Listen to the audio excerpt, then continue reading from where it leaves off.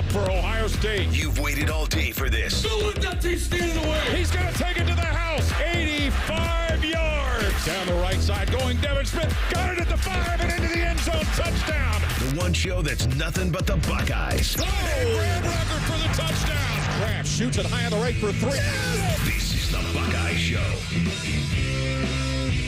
It's not every day you hear from Ohio State athletic director Ross Bjork, and it was a big one today. I know Austin Ward was there. He discussed a lot of different things today, and we're here to bring it to you. Welcome to the Buckeye Show right here on The Fan. He is Austin Ward. I'm Matt Fontana, taking up till 8 o'clock tonight. Of course, Ross Bjork speaking on the groundbreaking settlement from a week ago. We got to sprinkle in, of course, a little bit of golf. I am so excited to get to our fan poll tonight, presented by Caster Connect, about the most dynamic duos in Ohio State history. Well, since 2000, I'm excited for that one as well. We'll get some buy or sell coming up, and we'll take a look at some position rankings around the nation. And, of course, we got wide receivers to get to today. But, Austin, we kick things off. Been watching golf all day. You heard the update there from Reimer. It's I'm actually shocked that there's that many under par, because I'm watching – I was watching a lot to get ready for Oakmont, and it was funny that they said there's no water on the course, but they said hitting it in the rough is about as penalizing as if you would hit it into the water. And then there's the ditch on the one hole that Scheffler's over there, JT's over there, everybody's flirting with this ditch going up the left side of the fairway. And, we talked about it earlier in the week. Do you like watching these guys get humbled out there a little bit? I actually think the scoring is a little better than I thought it was going to be. Well, it's just a start, Matt. We got all weekend. So, day one, see if you can hang on for dear life when maybe we'll see what the weather holds as well. But if they let that rough get even more gnarly than it is now at the start of the week, or if those greens get baked out at all and it becomes even more of a challenge to keep your ball near the hole or keep the ball on the green at all. I mean, today's been, I think, a nice balance of that. I mean, I didn't have J.J. Spahn on my bingo card to go out there and claim an early lead, but I thought, 7 to 10 guys in the first wave, playing under par. That sounds about right. And average score right now, I think, is 74.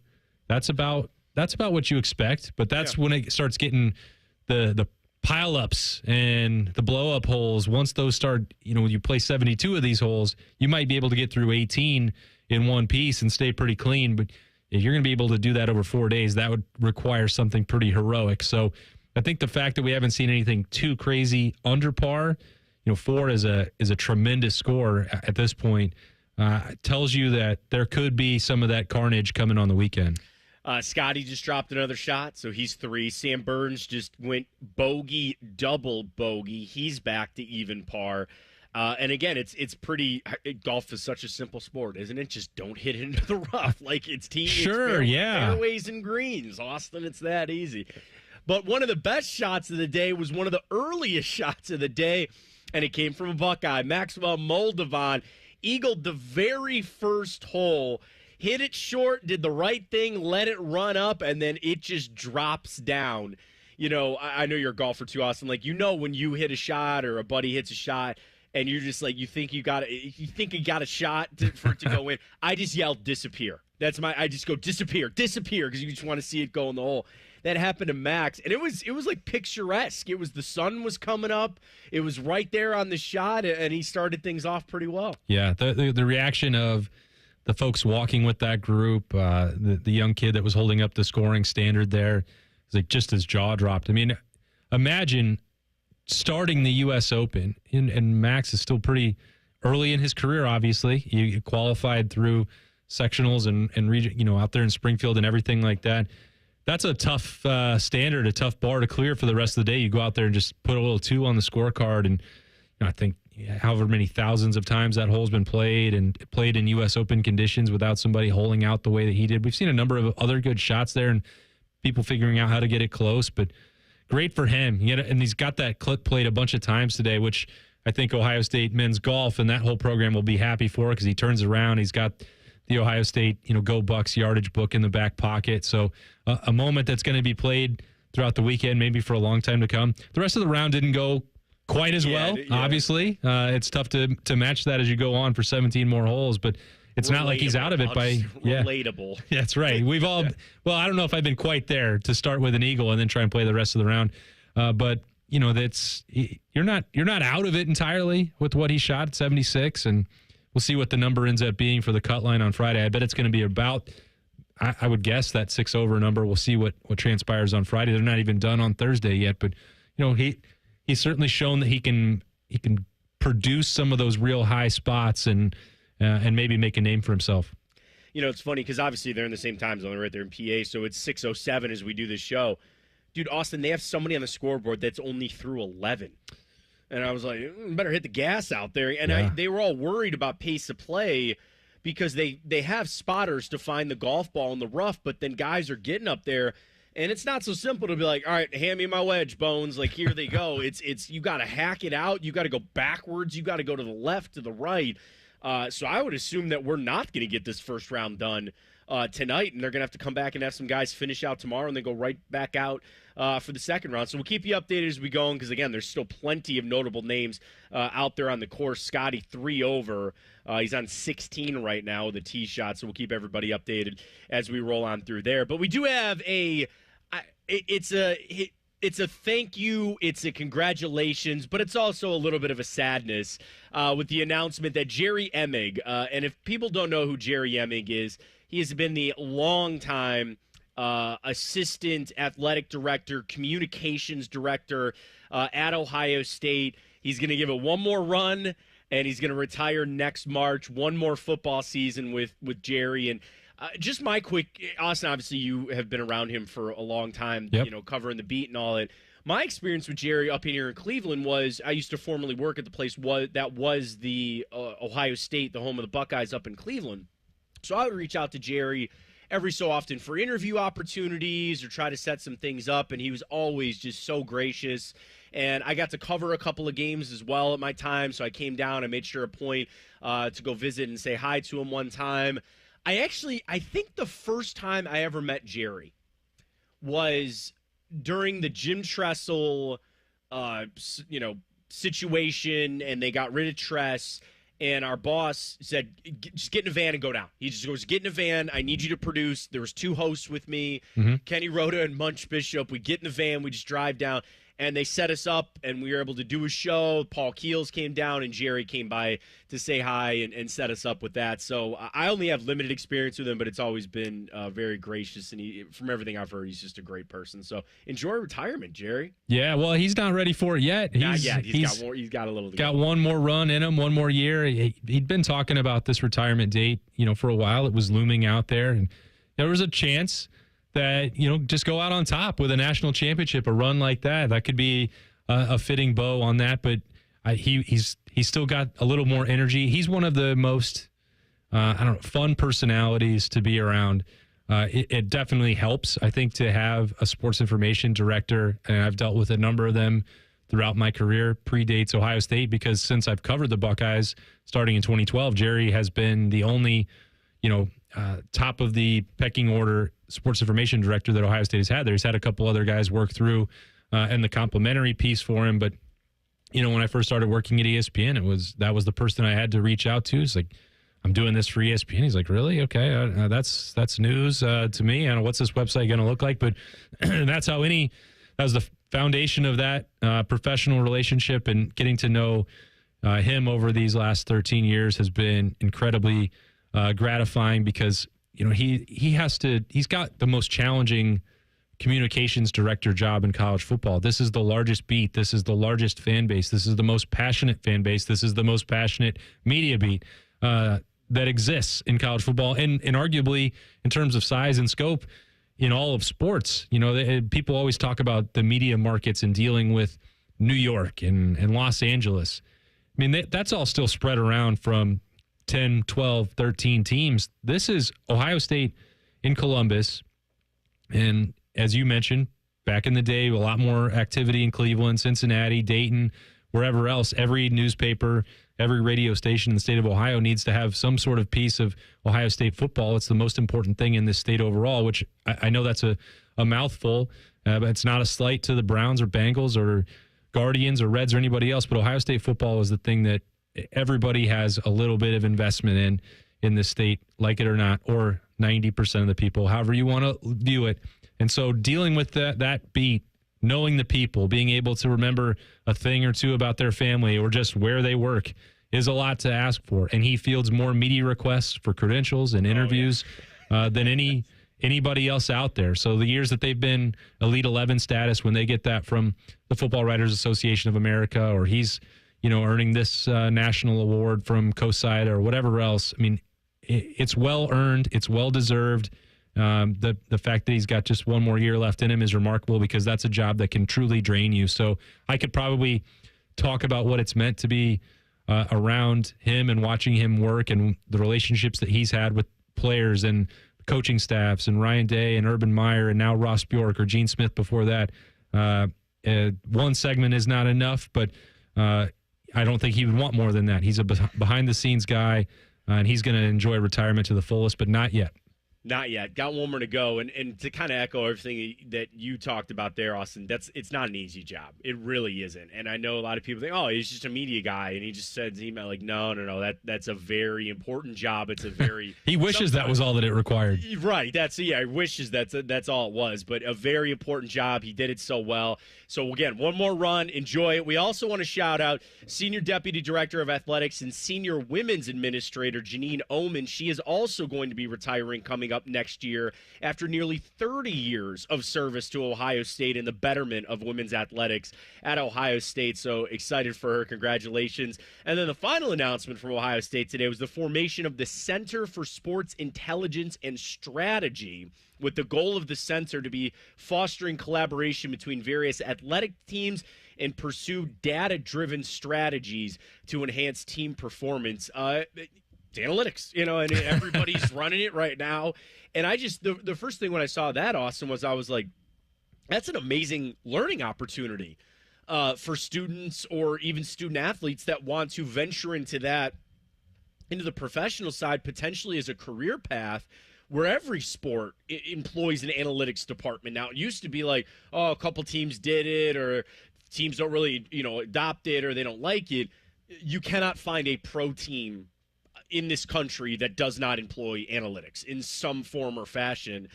So I just think that's a really big announcement and a real great opportunity for a lot of people to get hands-on experience for that and get in the job force there. Yeah. I wonder why Ross Bjork in the athletic department didn't just call it the Ohio State Analytics Wing. I mean, maybe that's not clever enough, or they couldn't brand it properly. It's very cool. I don't understand how all of it's going to work. Ross Bjork introduced that amongst a lot of other topics earlier today in that 75-minute press conference, and we'll break down a lot more from that coming up. But helping with scheduling, helping with salary caps, helping, we've heard about analytics and AI being used to help with play calling and self-evaluation of scouting for opponents, and both internally for Ohio State itself. So there's no real limit here other than the imagination for what this could all be used for. But as you said, it's not just for students and student athletes that can learn, but interns in those departments that are going to be helping crunch those numbers, or putting presentations together, or bring in some guest professors to help out, having coaching staff sit in there and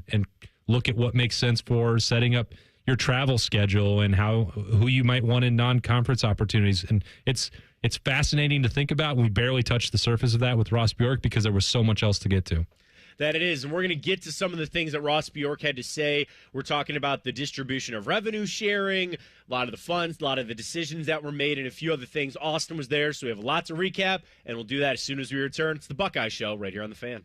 If you consider yourself a Buckeye fan, you've come to the right place. This is your heritage sports talker and home of Ohio State athletics, The Fan, Ohio's sports destination. Hello, it's John Kozik, founder and president of TurboTrack Realty. Do you want to sell your property, however, you need a little help getting through the process? Let's say you have years of belongings in the home. It needs a lot of updating, you're overwhelmed, and you may need help finding a place to go. I will help you. Visit us today at TurboTrackRealty.com or call me now for an all-cash offer and, more importantly, the help you need at 614-470-2000, 614-470-2000. The ONN Daily Podcast. Get a recap of all the day's news from across the state. ONN affiliate WBNS TV reports. Haley Kirby reporting in downtown Toledo. From the State House, Kevin Landers. ONN Canton. ONN affiliate WKYC TV in Cleveland explains. In Marietta, Brett Wharf, ONN News. Emma Henderson in Genoa. The ONN Daily Podcast. Listen at ONNradio.com or wherever you download your favorite podcasts from the Ohio News Network. AgPro has been family-owned and operated for over 64 years. We take pride in developing long-lasting relationships and offering first-class customer service. Need a new tractor, parts for your used equipment, or reliable service? AgPro has you covered. AgPro is here to serve you and your operation as your hometown dealer. Visit us today at any of our AgPro locations or go online to agproco.com to get started with your AgPro experience. Everybody knows that Roosters is a fun, casual joint with their award-winning waitstaff, great food, fun, and laughter. It's a quick stop on the way home to sit back and unwind. It's a front row seat to the big game. Roosters is where you, your family, and friends can order pizzas, sandwiches, salads, and more. And the home of award-winning wings that are fresh, never frozen, and so big you won't believe it. It's your family's other dinner table. Roosters, a fun, casual joint, and the official wing sponsor of Ohio State Athletics. The best outcomes for treating cancer come from early detection and early diagnosis. The James Cancer Diagnostic Center at Ohio State is designed to provide rapid evaluation and a clear diagnosis. We are transforming care by giving patients direct access to cancer experts who study and treat cancer every day. If you think you have cancer, the choice is clear. Choose the James Cancer Diagnostic Center. As America's largest custom home builder, Schumacher Homes believes a top-quality home should be affordable for everyone in the Buckeye State. We work with the leading architects to bring you the latest in design, and then you have the ability to make changes. Not just selecting finishes, but moving walls, adding rooms, literally customizing anything from the ground up. It's a misconception that custom homes have to be expensive. We work within your budget to build an amazing home on your land. Visit SchumacherHomes.com or any of our 9 Ohio locations. All your favorite and least favorite fan shows are available wherever you get your podcasts. Just type in 971 The Fan to the search bar and hit that subscribe button. It's free. We're the land of the free and the home of the sunburnt, freckled fat guy. Do it now. It's Kubota Orange Days. From America's #1 selling compact tractor to zero-turn mowers and versatile RTVs, get your perfect match delivered to your door. Now through June 30th, get 0 down, 0% APR for 84 months or up to $3,500 off BX23S tractors. See the details at KubotaOrangeDays.com. Visit BuckeyeKubotaDealers.com to find a dealer near you.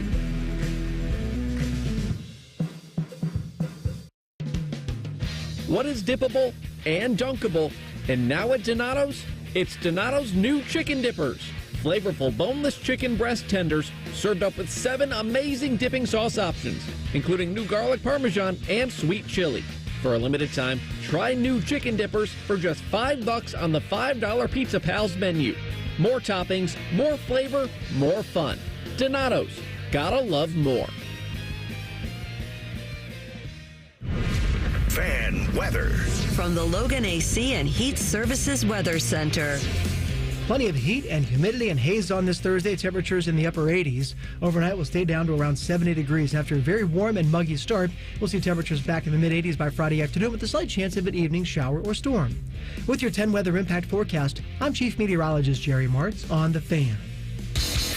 Ryan Day's favorite radio show. Probably. Maybe. You're listening to The Buckeye Show. Ross Bjork speaking today, Ohio State Athletic Director, and a lot of questions. Which Austin Ward, Matt Fontana with you. Austin, would you say 75 minutes? 75 minutes. Wow, that's a lot of questions. I'm sure there was a lot to get to, and we're going to hear from Ross just in a second about the distribution of funds. And I think just to get everybody back up to speed, I know we've talked about it a lot this week, and I'm sure a lot of people have heard that last week there was a groundbreaking settlement between the NCAA and basically their schools and the student athletes of the NCAA, that players of the past 10 years will get restitution payments for the money that was made basically off of them. and players moving forward. There will be a $20.5 million allotment per school to be divvied up and paid out to athletes while NIL is still a thing, and Ohio State brings NIL in-house. So we get that all up to speed for Ross Bjork today. And the first thing I want to ask you, Austin, before we hear from him, like, what was the vibe? Like, could you see that? I would imagine for a guy like Ross Bjork that this was a great thing to happen, and today was probably a pretty joyous day to sit down and talk about it. Yeah, I think Ross Bjork enjoyed it. He had great command of it, as you would expect. He's been involved in shaping some of this. He's been involved with the rest of his colleagues in, understanding the ins and outs of the House settlement. He's been working, almost for, 2 years, going back to some collaboration with Gene Smith shortly. That started shortly before Ross Bjork was hired and arrived. But like this, everything was pointing towards, all right, what is going to happen for Ohio State once the House settlement is approved? And they had this, mission to protect all 36 sports. They were mobilizing for the Buckeye Sports Group, understanding how much they were going to pay. Like all these things, Ohio State was ready. Ross Bjork he joked. He said he thought it was going to be late June. He'd put his phone down on Friday night when the news broke at 9:15, and then the rest of us all found out a few minutes after that. But, earlier in the week, Matt, you and I had talked about this where it was like, yeah, the administrators, the athletic directors, the universities across the country, Big Ten commissioners, whoever, they were all celebrating. And I was like, well, let's pump the brakes here. This is step one out of what could be hundreds of steps. And the way that Ross Bjork described it, and I don't know if I just bought a sales pitch or the command was so impressive that it convinced me. There are things that I'm still personally skeptical about. And that's mainly because I don't have as great of understanding of every single part of it that's going on the way that Ross Bjork would, or that some of the compliance folks at Ohio State who have been, trying to walk me through this thing or the other thing. And there's 1,000 different paths that are all, being walked at once by Ohio State's athletic department and everybody's athletic department across the country. But, that's why it took 75 minutes today. Ross Bjork, there was nothing about it that he didn't know how he felt or how Ohio State would react to it, really. There are things that are beyond his control. But there were certainly a number of topics, namely like NIL Go comes immediately to mind, where you and I mentioned this on Monday and on Tuesday. It's like, well, this is the part where there's going to be more lawsuits and the NCAA or the CSC are going to have to deal with all this. And I had been told, like, they don't really think that's going to be the case. And Ross Bjork's like, no, I don't think that that's actually going to be a concern. There might be challenges to it, but he clearly outlined why there's confidence that this can be the new model moving forward, which is that you have a federal court decision and arbitration both working to strengthen this judgment, and that it should hold up to some of these challenges. So when I thought that was maybe a little bit of false bravado across the college athletics landscape last Friday, I can actually feel like after I left the Woody on Thursday that I can see maybe why they do feel that way. And that's the thing. They probably have a good idea because they were part of it and they went through all of it, but it's also going to be, there are going to be changes. There's going to be curveballs. You work so hard to get this mapped out. Austin, it might stay this way for a month, and then all of a sudden something else might have to change, or there might be a bylaw edit or anything like that. I think one of the biggest things that at least I have an interest in, and I'm assuming a lot of other people do, is that $20.5 million. Where's it going? How's it going? So first up, from Ross Bjork today, he just spoke about the distribution of that revenue sharing. Here's Ross Bjork earlier today. There's $20.5 million of revenue share dollars that can now be given to the athlete. And as part of that, anytime you add a new scholarship in any sport, whether it's 1, 5, or 91 like we did, that has to count against the $20.5 million, up to $2.5. Does everyone follow that? 20.5, $2.5 million of scholarships. We added 91. So therefore, there's $18 million to distribute to our sports. And so for us, we will allocate the $18 million starting in 4 sports: women's volleyball, women's basketball, men's basketball, and of course our football program. So that was the most notable thing there at the end from Ross Bjork, saying that those were the 4 sports to start, and obviously men's basketball with the TV ratings and things like that, I get it was always going to be football. Ohio State's women's basketball program has just been so good recently and been so well. And then the volleyball program, I guess when you think about the women's side of it, wanting 2 men's sports, 2 women's sports, was there any thoughts from you, Austin, on another sport that could have been maybe considered for that? Obviously, the 2 men's were probably locked in. Was there a women's sport that you were maybe thinking could have slid in there as well? I mean, to be honest with you, I wouldn't have been surprised if Ohio State had stopped at 3 or stopped at football alone. Now, that I say that a little bit tongue in cheek because sometimes I wonder what Ohio State's actual financial commitment and investment is to men's basketball. Based on some decisions they've made, but you certainly can't ignore that, not given how important that broadcast deal is and how important the history of that program is to contend. So obviously you were going to start with the basketball programs, both the men's and women's, and include football beyond that. But there would have been a case to be made that football is the economic engine. It drives everything over there, and certainly for the athletic department and to some extent spilling over to the rest of the university. Well, you might as well just continue to invest to the max in that program. So I didn't know if there would be a 4th. You've seen some of the other SEC teams already coming out now saying that, some of theirs include 6. They might have a softball team here. Whatever it is that they choose. Baseball is important to a lot of these SEC teams. And those, probably didn't come immediately to mind for me with Ohio State. But you had other programs that have competed at a very high level. Women's hockey. You've seen investment in men's hockey. You've seen that in lacrosse, some other programs. There are a number of different ways that they could have gone with programs that are really good, that are competing at the top across the national landscape and in the Big Ten every single year. Women's volleyball has been very good. They've hit a little bit of a dip, but they didn't come to mind to me because I don't know, they don't play in the largest arena in the country. There's not a ton of, we don't talk about them on this show a lot. But we also don't know what that exact amount of investment is going to be from Ohio State. They're not following the 75, 15, 10, 5. I don't know if that's the correct breakdown up to 100% or not. I'm not a math major. Sounded good to me. Whatever. I'm trying to get close enough to put it in the ballpark. And Ohio State Ross Bjork didn't reveal those exact details for how that will work for Ohio State, which would lead me to believe that the football piece may be higher than 75%, but I guess we'll touch base back again with Ross Bjork on that when he's ready to reveal that. That would be probably a wise investment, in my opinion, for Ohio State. And I was surprised, but, I think I also understand women's volleyball is becoming much more popular. They do draw some ratings on BTN. That's an important product, and you see this is a league that competes for national championships, and with multiple ranked teams, top 10 teams every single year. Ohio State tends to be in that category. So it's not like they have to pay millions of dollars to support that program, but some will definitely help. Final thing, want to sneak this in from Ross Bjork, the question about who will decide how and where those funds are allocated. Here's Ross Bjork. A lot of programs raced out and announced, and they really followed the house case settlement allocation, 75, 15, 10. What we did is we used metrics. So we said, okay, what does football drive? What does women's basketball drive? What does volleyball drive? And then we came up knowing we'd have 18 million. What are some metrics that can put some parameters around how to allocate it? So that was a process through a lot of data, a lot of studying that our staff put together. And then at the end of the day, okay, this is where we think football is. So yeah, I signed off on that, was a part of that discussion.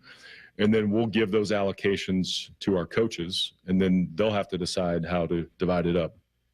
So I think that the first part, okay, understanding the metrics are going to probably spit out the same thing we all kind of know on who's going to drive this. But I thought it was interesting that they're going to leave it up to the coaches on, football gets a chunk. I don't know, Austin, give me another number. I don't know. Make a number up. 82. 82. Well, it doesn't really work in this. 8.2. 8.2. They get 8.2 million of the 20 or whatever it is. I got you. Yeah. And they're going to just give that to Ryan Day and say, here's your $8.2 million.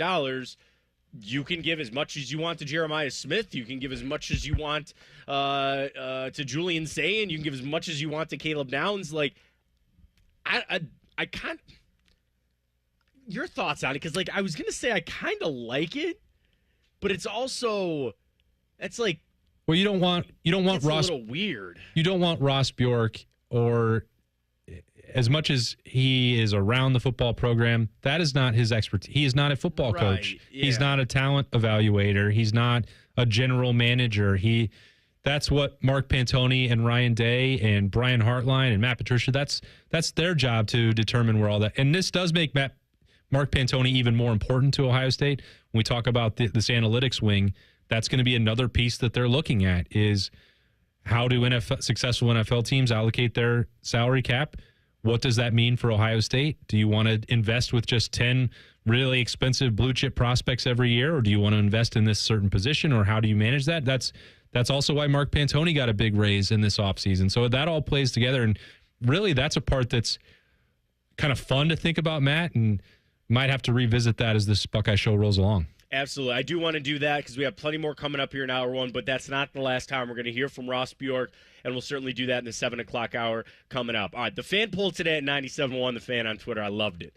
The most dynamic Ohio State football duo of the past 25 years. Can't wait to cast our votes, and we'll do it next. 2 minutes. Buckeye Show.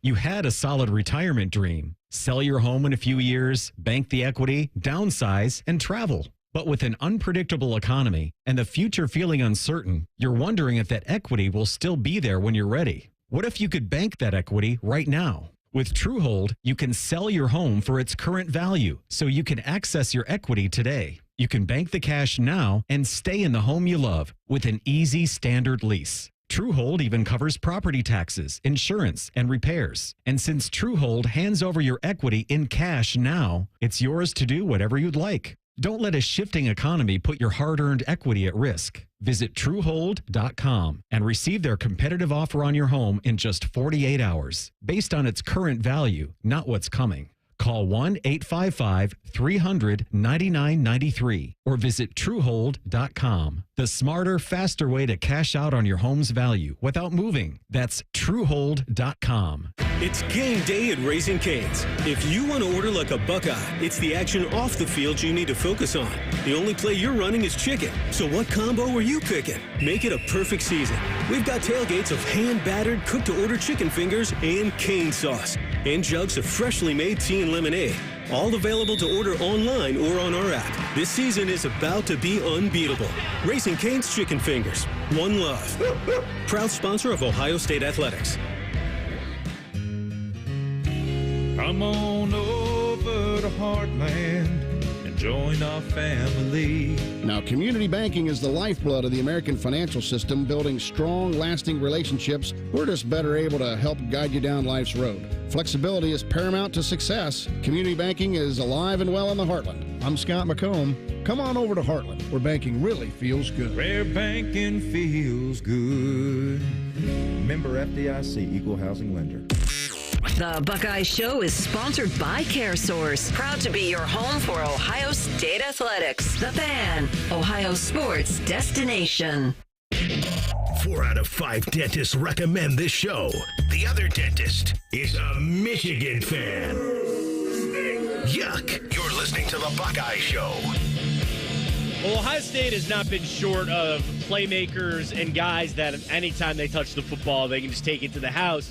For the last 20 years, 25 years, who's been the most dynamic? That's the fan poll today at 971 on Twitter, presented by Caster Connect. This is the Buckeye Show. I'm Matt Fontana, Austin Ward alongside. So the question on Twitter, because you're always limited to just 4, the 3 up there, because they always got to throw the other in there, was Ted Ginn, Terrell Pryor, and Braxton Miller. So before we cast our vote, there were some other people. Dylan brought up Curtis Samuel.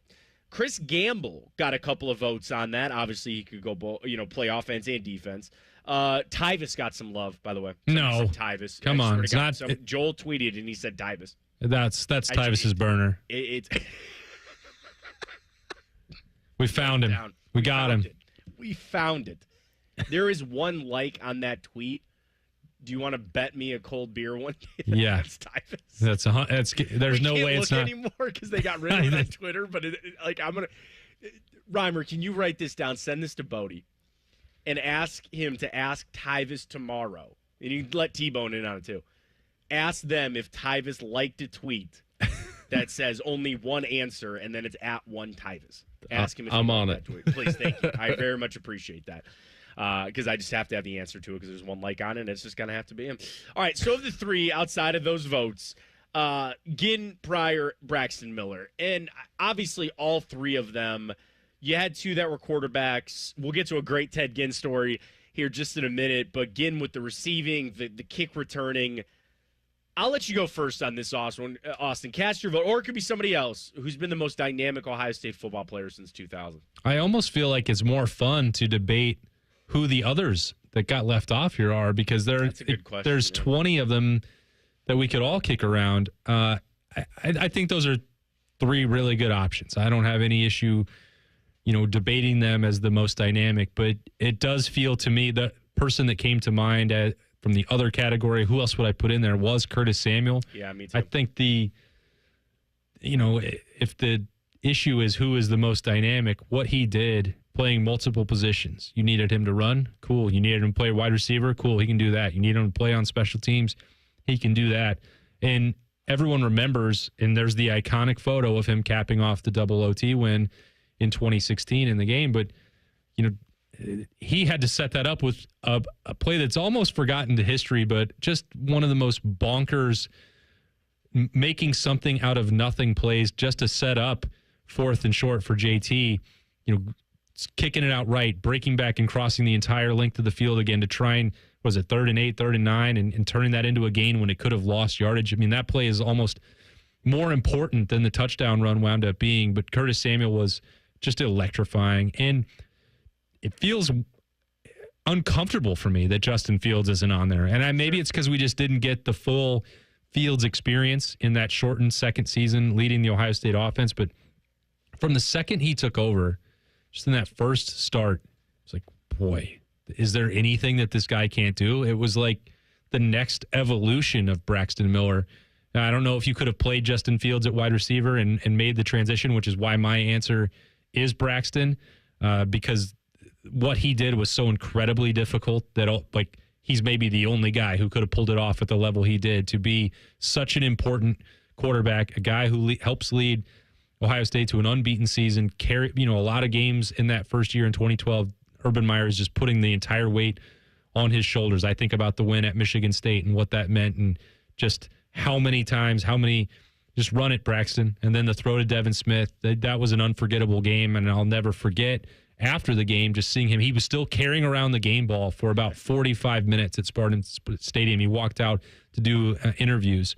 He still had it. It's like, well, they trusted him with the football for 60 minutes. Why not just carry it to the bus too? So watching Braxton do all that as a quarterback and then just reinvent himself to become the wide receiver and put that spin move on Virginia Tech, one of the best highlights that you're ever going to see. It's going to be hard for me to not put him in that top spot, but there are just so many other guys that we could include that's where it gets a lot more interesting and competitive to me.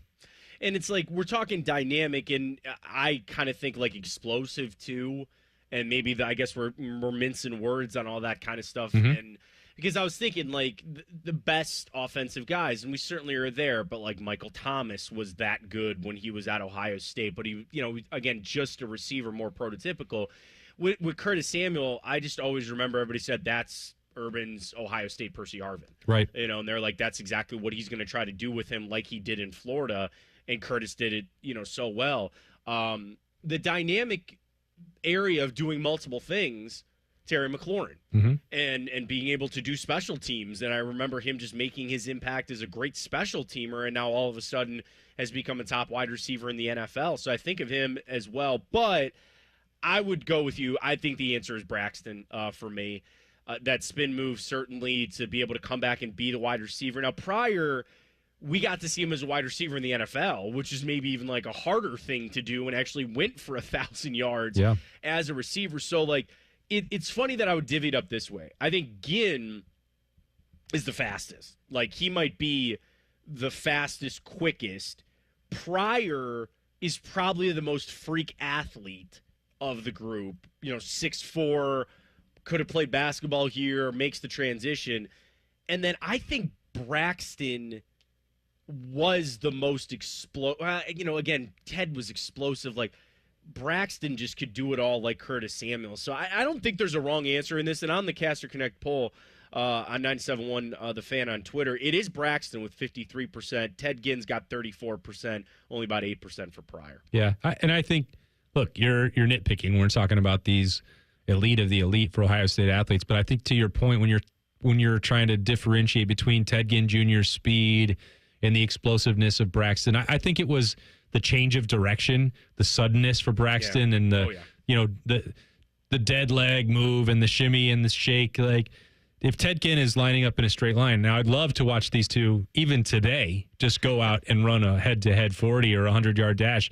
We could sell tickets and make a lot of NIL money for that too. But I think it was the elusiveness of Braxton, which is, again, we are not saying that Ted Ginn didn't have that or that Curtis Samuel didn't have that or Paris Campbell or anybody else. But that's the part where it was all summed up with the spin move from Braxton, but there are so many other. The 1-yard touchdown run at Penn State in 2012, I wrote an oral history about a 1-yard run for ESPN.com back in the day because I think it was the most electrifying 1-yard run in the history of college football. And if you don't remember it, I'm sure Ohio State fans have it burned in their brain, but you can read that story, you can rewatch that clip because I think I've watched it probably 200 times. He went in, back out, right back in again, right? Crazy. It was a botched play. He had it. Yeah. It was the handoff to Carlos Hyde. That's right. Penn State blew it up. Yep. He pulls it back out. He drops back to about the 9-yard line, then jukes out. Just stops, slows down for a minute. It's funny you mentioned that about Braxton. Like, when the ball was in his hand, it just seemed like he was on just in a different level. Right. Where guys, he just knew where he was going with it. He knew he was going to be able to get there. He was. So I think that's to the polls question about dynamic. I think that is certainly Braxton Miller. Camp continuing on. There was another Thursday summer camp. So it was a busy day for Austin out there today with Ross Bjork and the camp. Want to recap that with him, and we'll do it all coming up. This is the Buckeye Show. He's Austin Ward. I'm Matt Fontana, right here on The Fan. We're the girthiest radio station in the history of radio. Uncomfortably girthy. This promo is uncomfortable. The Fan, Ohio's girth destination. Hey, what's up? It's T-Bone for Window Nation. Summer is officially here, and so are the rising temperatures. Before you know it, you'll be wondering what else you can do to keep cool during the dog days of summer. You want to beat the heat and keep the AC in your home? Get Window Nation's energy-efficient vinyl windows. During their semi-annual sale, you can buy 4 windows and get 4 windows free. Plus a free entry door when you purchase a house full of windows, and no money down, no interest, and no monthly payments until 2027. So how exactly do they keep their prices affordable? It's a great question. Window Nation works directly with the top window manufacturers in the country, which means all their windows are assembled right here in the USA. Plus, their windows come with a lifetime warranty, so you'll keep saving long into the future. Window Nation's semi-annual sale ends soon. So buy 4 windows, get 4 windows free, and a free entry door when you purchase a house full of windows, plus pay nothing until 2027. Schedule your estimate right now, 866-90-NATION, or visit windownation.com. Once again, that number, 866-90-NATION, or go to their website, windownation.com. Hi, I'm Archie Griffin, 2-time Heisman Trophy winner. The right coverage can be a game changer, both on and off the field. That's why Encova Insurance is prepared for what's next and protects what matters most to you. With independent insurance agents in your neighborhood and innovative insurance products that can be tailored to fit your unique needs, Encova Insurance is an easy win for your peace of mind. For auto, home, and business insurance, you want Encova on your team. Visit Encova.com today to find an agent near you. Things are popping at Al's Delicious Popcorn. With over 80 flavors to choose from, we have something for everyone. From classics like caramel cashew, white cheddar, and our famous vanilla butternut, to new flavors like chicken and waffles and spicy barbecue. They are all made fresh and they are all delicious. Visit us online at alspopcorn.com or come see us and experience the best service in town at 1500 Bethel Road in Columbus. Al's Delicious Popcorn.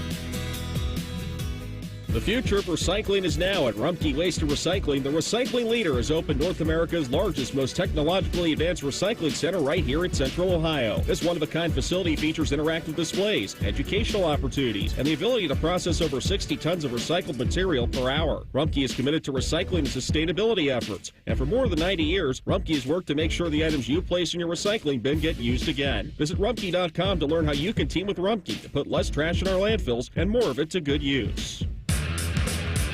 Experience Buckeye game day like never before. Welcome to the 1922 Club. the most exclusive space inside Ohio Stadium, where luxury meets tradition in the heart of Buckeye Nation. Enjoy upscale food and beverages and a game day atmosphere like no other. Create lasting memories with friends and mingling with other Buckeye fans, and celebrate every OHIO in ultimate comfort. Become a member of the 1922 Club today. Memberships are limited. Visit OhioStateBuckeyes.com. How many different ways can you consume morning juice? Let's see. Live on YouTube, live on the Fans HD3, podcast on demand, and on 10 TV Plus. And we'll send Bobby right to your house. Weekday mornings from 6 to 8. The Fan. When sudden illness or injury strike, Ohio State offers 3 types of urgent care to meet any of your needs. From traditional urgent care to our specialized orthopedic urgent care for activity-related injuries and advanced urgent care for more serious injury and illness, Ohio State's experts treat everything from broken bones to ear infections and colds and flu. When your illness or injury can't wait, the choice is clear. Another reason to choose Hinderer Motor Company for your next vehicle. This is Justin Hinderer. Every vehicle comes with a lifetime powertrain warranty, award-winning service, and our exclusive Carvenience. We pick up your vehicle, service it, and return it so you save time and enjoy peace of mind. That's Carvenience. At Hinderer Motor Company, we take care of everything so you can drive worry-free. See why we're the best choice for your next new or used car by visiting HindererMotorCompany.com. Want to know anything about the Fans contest, how to win, or what's up for grabs? Check out 971thefan.com. The Fan, Ohio's sports destination. It's time for your daily dose of vitamin B. B stands for Buckeyes, just in case that wasn't clear. You're listening to The Buckeye Show. We did have another camp out at Ohio State today. Austin was there. I know you guys sat down and talked about 3 things on the YouTube side of things. A lot of with Ross Bjork. You can always catch that 971 The Fan on YouTube. Austin Ward, I'm Matt Fontana. At another camp today is camp season in full swing. Austin, I know we're going to talk more Ross Bjork coming up in hour 2, but anything that really grabbed your attention out there at camp today? Yeah, really busy week for Ohio State. So this was the 3rd one-day camp for the Buckeyes. They had a 7-on-7 out there at the Woody on Wednesday. And today was a tough one. I didn't really get to see too much activity out there on the fields. I was sitting in the team room to Ross Bjork's right, and he walked in. He said, I guess you guys... How many of you guys would rather be out there, watching football, watching camp? And I had to really think about it, Matt. It's like, do I want to put my hand up? I have so many questions, and I don't know how to talk about a lot of these things with the House settlement. Like, I need the education, but surely somebody else could just fill me in on this later. Like, I'll tape it. I got to go outside and see what's going on with these current Buckeyes, because I love, as we've been talking about throughout this last week or so, really just kicked off last week, cramming in a bunch of these dates where Berm's out there watching the prospects that are trying to earn offers and honors and accolades and all that stuff. And I'm, hoping to glean a few nuggets about what's going on with the current Buckeyes. So done some of that this week. I don't want to keep belaboring the point on the defensive line, but they have been really impressive, and you just see them out there helping out Larry Johnson, pounding on that sled before getting extra work out there in the heat. But beyond just that line, to zoom out, I'm trying to keep track now, Matt, of the number of times and the number of different Buckeyes that I see just walk up and give huge bear hugs to Matt Patricia, because it feels like everybody. And now I need to know from him, and I haven't asked Patricia yet, like, are you a hugger? Is this important, this physical contact with your team?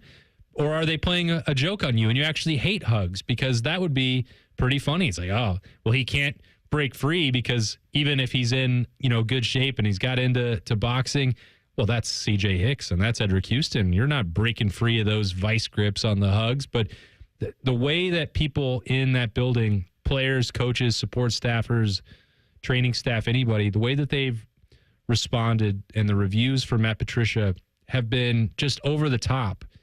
And I remember talking about this with Bobby Carpenter back in February when Matt Patricia was hired. He knows him, has been around him, has been coached by him.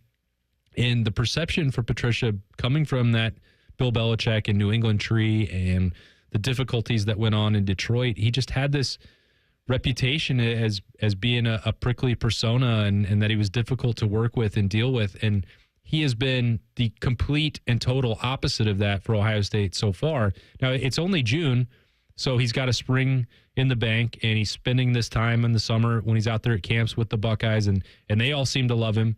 I know that the ultimate evaluation is coming starting on August 30th in the first game and what his defense looks like then. But I would say up until now, and this includes recruiting impact, includes those relationships that I'm talking about, and he certainly knows plenty about football. He's got that Bible and he's got the pencil behind his ear, his football Bible.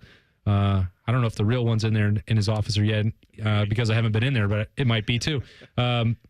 He has just so vastly exceeded what I thought was really a reasonable expectation going into his first game. We'll see what happens when he gets there. Yeah, and we talked a little yesterday, Devere Posey and I did, because there was an article about the most changes in the Big Ten, and they talked about like Drew Aller coming back and Bryce Underwood getting to Michigan and all that. And two of the things on the list was Jim Knowles leaving Ohio State and Matt Patricia coming to Ohio State. And I think with whatever happened with Knowles and however that went down, kind of understand it, okay. But I thought that hire Matt Patricia was just perfect, for that situation, for what I think they want to do here at Ohio State. And I just, at the end of the day, great recruiting tool. Here's a guy that's been to Super Bowls. He knows what it takes to play on the next level, and he's going to help get you guys prepared for that.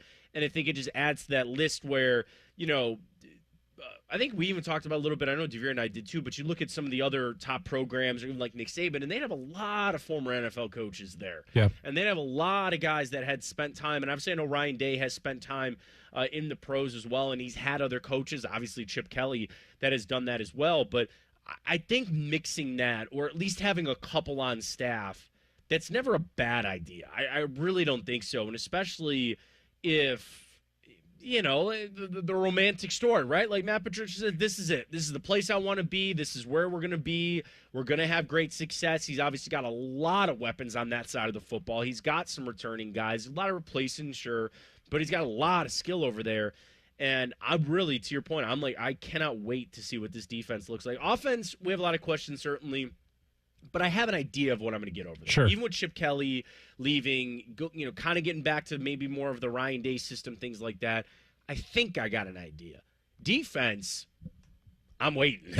I'm waiting. I am waiting to see the unleashing of some of these guys. Certainly Caleb Downs, you know what you're getting there, but I can't wait to see Sonny Styles. I can't wait to see some of the new D linemen in there. Like, I'm really excited for Patricia's squad coming up against Texas. Yeah, and what is it going to look like exactly? That's the part that we don't know. That is the exciting aspect with Matt Patricia. Like, there's going to be changes, but what the personnel looks like. And this is, there are still enough key cogs coming back for Ohio State that's like, well, you have an NFL head coach, a Bill Belichick disciple, coming up with this scheme and running this playbook. And that the recruiting has been continuing at a very high level for the Buckeyes. Like, yeah, the baseline is very, very good defense. But they were number one in the country a year ago, and they won a national championship. The Silver Bullets were elite. So, there's some pressure that's baked into that too, because you have a defensive line that is completely revamped. Matt Patricia's got, and Larry Johnson, they have plenty of talent there with Kenyatta Jackson and Caden Curry, have been waiting for their moment for a long time. You have Edric Houston and Caden McDonald ready to step into roles on a full-time basis, but that's still a little bit of a bet on uncertainty. Same with CJ Hicks moving down from linebacker to defensive end. I think everybody knows who some of these guys are and what they could become, but there is still potential that has to be tapped into. And I think the refreshing part about seeing CJ Hicks or seeing Edric Houston or, Caleb Downs spending this time with Matt Patricia is that they clearly trust him to do this. Those are all guys who've been at Ohio State and have, those 3 championship rings to show for it. And they all thought highly of what Jim Knowles did and what he knew and the way he's game planned defenses. Like, I'm not saying that any of that was bad or negative or that Ohio State had to make a change. This wasn't a path that they chose. Jim Knowles was the one who wanted to leave and was seeking a bigger contract and felt it was he was owed something before the national championship game was even being played. And, the fact that they didn't choose to go down this path and wound up with Matt Patricia where everyone is incredibly comfortable with it, including Patricia, is remarkable, and another sign, I think, at the top of the culture and buy-in and brotherhood that Ryan Day has continued to establish running this at the top. This is a place that Matt Patricia wanted to be. He didn't have to be. He didn't have to work again if he didn't want to. Mm-hmm. So that's all a part and parcel now of like being around them again for the last week and a half after spring camp, where it's really been notable and why I thought that it would be something to bring up here in the middle of a June Buckeye Show. No, I agree. That's the insight you can't get anywhere else. That's great. I really thought that's great stuff there. And again, I think as we get closer to just that, college football has never been as close to the NFL as it is right now. I'm not saying it's close. I'm not saying that, always the thing like, the worst NFL team versus the best college team. That's not what I'm talking about. It's just that gap has never, there's still a gap, but it's never been as short. So why not take a guy like Matt Patricia, who's coached so many NFL players, and say, a lot of these guys are borderline NFL players. Like, we know that Caleb Downs could probably be playing on Sunday tomorrow. You know, what Sonny Styles has. There were so many guys that were high draft picks or have been high draft picks on that defensive side. So, super exciting. Great stuff there. All right, we got the Pulse coming up. Reimer's got that. And we're going to dive back into Ross Bjork in hour two, because he spoke at length today about not just the revenue side of things, but some football things, including the format. And I can't wait to hear this. The Big Ten championship game. Is this going to fall by the wayside? Is this still a thing that they want to keep trying to push forward in this new model of the NCAA in football? We'll get to all of it in hour two with the Buckeye Show here on the Fan. During this 10-second promo, Rothman will lose money gambling on something. People like you come here and blow the family nest egg that built this town. Rothman and Ice. Weekdays from noon to 3. The Fan. Coors Light presents To Chill or Not to Chill. When your friend skips your favorite song on the playlist. End the friendship. Or choose chill, because that song lives rent-free in your head anyway. And you're planned ahead by bringing Coors Light to the party. And the sound of that ice-cold can cracking open was music to your ears already. Coors Light. Choose chill. Celebrate responsibly. 2024 Coors Brewing Company, Golden, Colorado. Boating season is finally here, and Buckeye Lake Marina is your go-to destination for all your on-the-water needs. With the largest inventory in Central Ohio, you can choose from top brands like Bennington, South Bay, Crown Line, and more. Buckeye Lake Marina has it all. Pontoon boats, luxury tri-toon boats, even merch. Open 7 days a week to serve you better. Find your next dream boat at Buckeye Lake Marina. Visit BuckeyeLakeMarina.com today for all your on-the-water needs. The good life, the lake life, starts at Buckeye Lake Marina.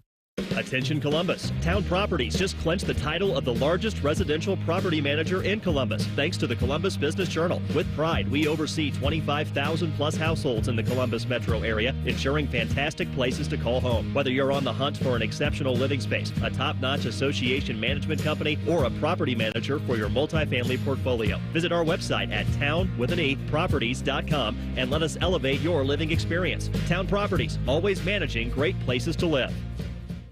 Hey, Ohio State fan, are you ready for game day? Get hyped and get your crew going with the Buckeye Meal at BK. For $20, you'll get 1 juicy flame grilled Whopper sandwich, 1 original chicken sandwich, 2 mouthwatering cheeseburgers, 3 crispy golden small fries, and 3 refreshing small drinks. Grab your $20 Buckeye Meal today and share the taste of victory. At BK, have it your way. You rule. Limited time only at participating Ohio area restaurants. Tax extra. BK is a proud sponsor of Ohio State Athletics. They're trained. They're prepared. Let's do it. They're Ohio's undefeated plumbing, drain, heating, and cooling team. And they're here to tackle your problems. For plumbing, drain, heating, and cooling, there's only one team. The Waterworks. Better care, better value, better results. Call the Waterworks at 614-232-2222 or visit them online at thewaterworks.com. A proud sponsor of Ohio State Athletics. Hello, I'm Ross Bjork, Senior Vice President and Eugene Smith, Wolf Foundation Endowed Athletics Director at The Ohio State University. In partnership with AEP, Donato's, Kroger, The Ohio State University, Wexner Medical Center, Huntington, and 10 TV, Ohio State Athletics strives to inspire the community to make a positive impact on children and families in our great state through the Buckeyes Care Initiative. Show and share your support in the community by using the hashtag Buckeyes Care. Broadcasting from the Lindsay Honda Studios. Honda makes the cars. Lindsay makes the difference. Visit lindsayhonda.com. WBNS-FM, HD1 Columbus. The Fan. The Fan. Sports Center. Good evening. I'm Jacob Reimer. First round of the U.S. Open is finishing up out at Oakmont Country Club. Only 12 golfers under par today. J.J. Spawn has the early lead after a bogey-free 4 under par opening round. 2 golfers sit one back of him at 3 under par. 2-time U.S. Open champion Brooks Koepka lurks just 2 shots back. A tough opening round for world number 1 Scotty Scheffler. He carded a 3-over round of 73. In baseball, both Ohio teams are off tonight. They will begin road weekend series tomorrow night. The Reds are in Detroit and the Guardians are in the Northwest taking on Seattle. And the Stanley Cup final resumes tonight with Game 4. Edmonton looks to even up the series as the Panthers lead 2-1. Puck drop is at 8 o'clock. And the NBA Finals will resume tomorrow night with the Pacers leading that series 2-1 as well. Breaking sports news when it happens on The Fan, Ohio's sports destination.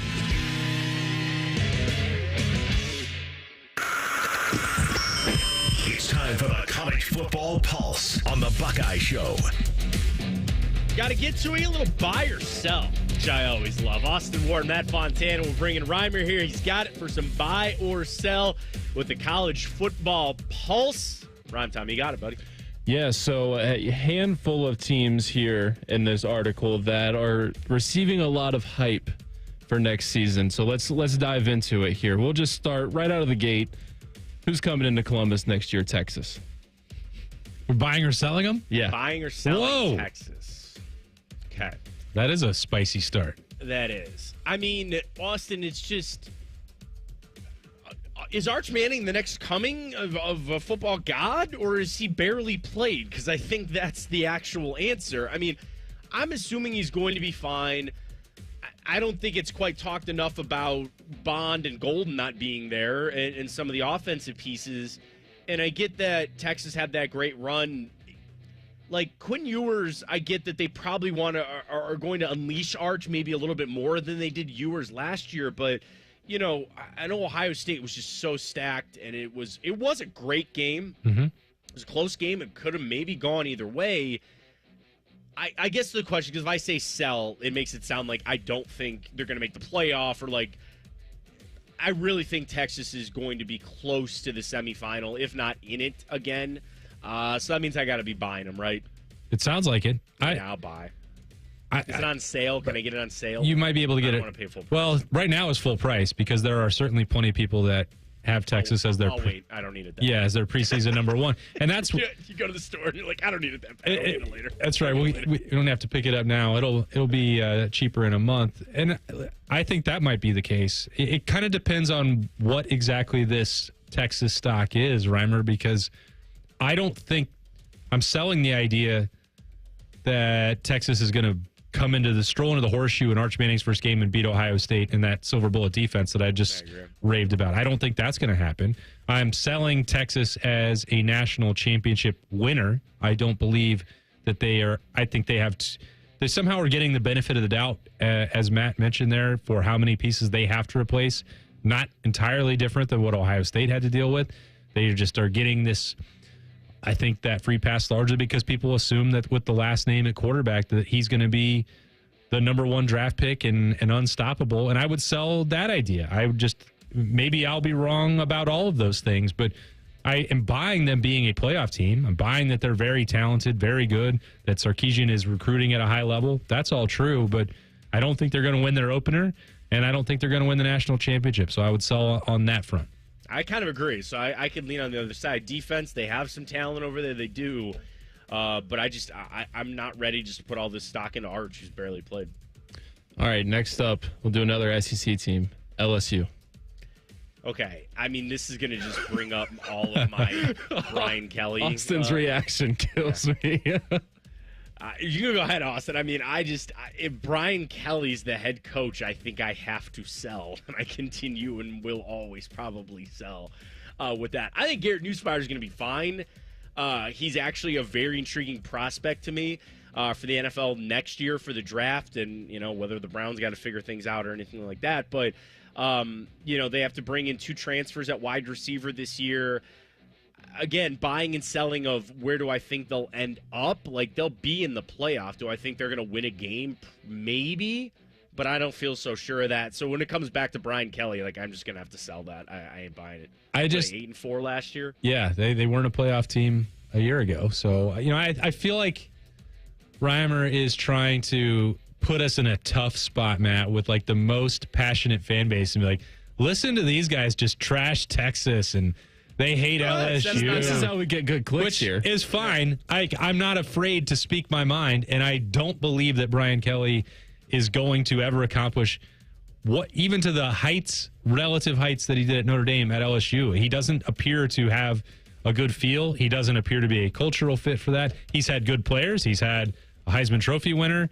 It still hasn't made any difference. I don't. There's something about him, as Matt was talking about as well. I don't have faith in Brian Kelly to cross over and win a national championship. I don't think it's going to happen. There's something about his personality. There's something about the way that he runs his programs. It's abrasive. It's uncomfortable. He's trying to be someone he's not in Baton Rouge. So again, if we're talking about them being back in the playoff, I think I might be able to talk myself into buying that idea. I'm selling that they're going to win playoff games or even be close to sniffing the national championship. I don't believe that is in the cards down there on the Bayou. Okay, next up we'll go ACC, Miami. Okay. Well, the U's not back. I'm selling that. Okay. Yeah, I'm going to sell that. I mean, what they did last year was with the first overall pick in the NFL draft. And I was a big Cam Ward fan, and I still kind of am. Carson Beck, did he bring all those guys from Georgia over there? Like, he didn't. And even when he was there... Yeah, what did he do with them when he was there? That's what I'm saying. Like, even with those guys there, when that backup went in, there were people go, this guy looks better than Carson Beck. I mean, I'm selling it. I get that was probably the quick thing to do to feel like... But, again, you lose Restrepo. You lose a couple... Elijah Arroyo's not there anymore. Like... They lost a lot. And if we think, I'm sure, I don't want to spoil Reimer, I don't know the list, but if there's another ACC team coming up here in a little bit. Well, we already trashed Clemson this week. Yeah, we did trash Clemson. I was going to leave them off just because of that earlier in the week. But I feel like I've got to buy somebody coming out of the ACC, and I would buy Clemson, so therefore I'm very much selling Miami. I just think that's too much they lost on offense there, and I do not believe for Carson Beck. I don't believe in Carson Beck. First, is he still dating that chick? Oh, no, I believe that was that ended bad, very high-profile social media breakup. Yeah. First he had his Lambo broken into, That's and then right. then he lost his girl. So it's like that's right. Somehow Carson Beck has become cursed, I think. So then I'm thinking that might carry over to the season, a little distraction, mind not on the game. So I'm going to sell Miami just on that. Yeah, Reimer, I thought you were just going to tee up Penn State just to get more visceral reactions out of Miami. Do it! I can jump into the Big Ten. No. We got a show tomorrow. Yeah. We can have some James Franklin Friday. James Franklin Friday. Please, God, no. Sell on Penn State. 100%. We all know for the reason. Yeah, we all know that one. We all know. Okay. So then I'll keep it with that answer. Keep it in your back pocket. What about Illinois? Oh, I'm buying. You know that. Yeah. I believe. I think that's a really tricky road trip right there, and really 2 back-to-back road trips for Ohio State. Illinois and Wisconsin, just really rugged, hard-nosed teams, and I mean that as a compliment. I don't mean it as an insult. They're going to be able to run the football. They're going to play good defense. I think Bielema's got that formula. He can win at places like that. Arkansas was a little bit out of his depth, kind of the way that I think LSU might be for Brian Kelly. But you give him a chance to recruit linemen and build around a good running back and maybe find a quarterback who can do just enough. You know that they're going to play defense. You know that he's going to play ball control. I like them. I'm not suggesting that they're going to win a playoff game, but it will not surprise me at all. Illinois' got a schedule and enough opportunities that 9-3 could have them again knocking on the door and potentially getting into the playoff field. And I don't think anybody would want to play a team that physical once they get there, even if they might not win. Brett Bielema was so interesting to me because, when he was at Wisconsin, and I'm a lifelong Ohio State fan, but when he was at Wisconsin, I was like, all right. I kind of like say he goes down to Arkansas, and I'm like, okay, I cannot stand this guy. And then it must be the SEC. And now he's back in Illinois, and I'm like, Okay, and I do like what he's built. I like Luke Altmaier a lot, so I'm going to agree. I'm going to buy, and I'm actually going to buy that they're going to be this year's version of Indiana. Yeah. And it's going to be like they'll get in, probably. I would maybe. I don't know. I would say maybe, but like Indiana got in. I think they're this year's version of Indiana coming out of the Big Ten, where I think you're going to have some heavy hitters and kind of that next wave, maybe more of like a feel-good story they can make it, which is just crazy because how long has it been since Illinois football has been back? You know what? Juice? Since Juice was there? 20 plus years. Nathan Scheelhaus all the way back in the day. But, yeah, I mean, I'll buy. I'm kind of with Austin on that. I think that for what maybe expectations are for what they're going to do, I'm gonna say above that. Okay, I got one more here just because it seems like their head coach is betting on them to exceed expectations. Oklahoma. We just talked about this yesterday. I knew we weren't here, Austin.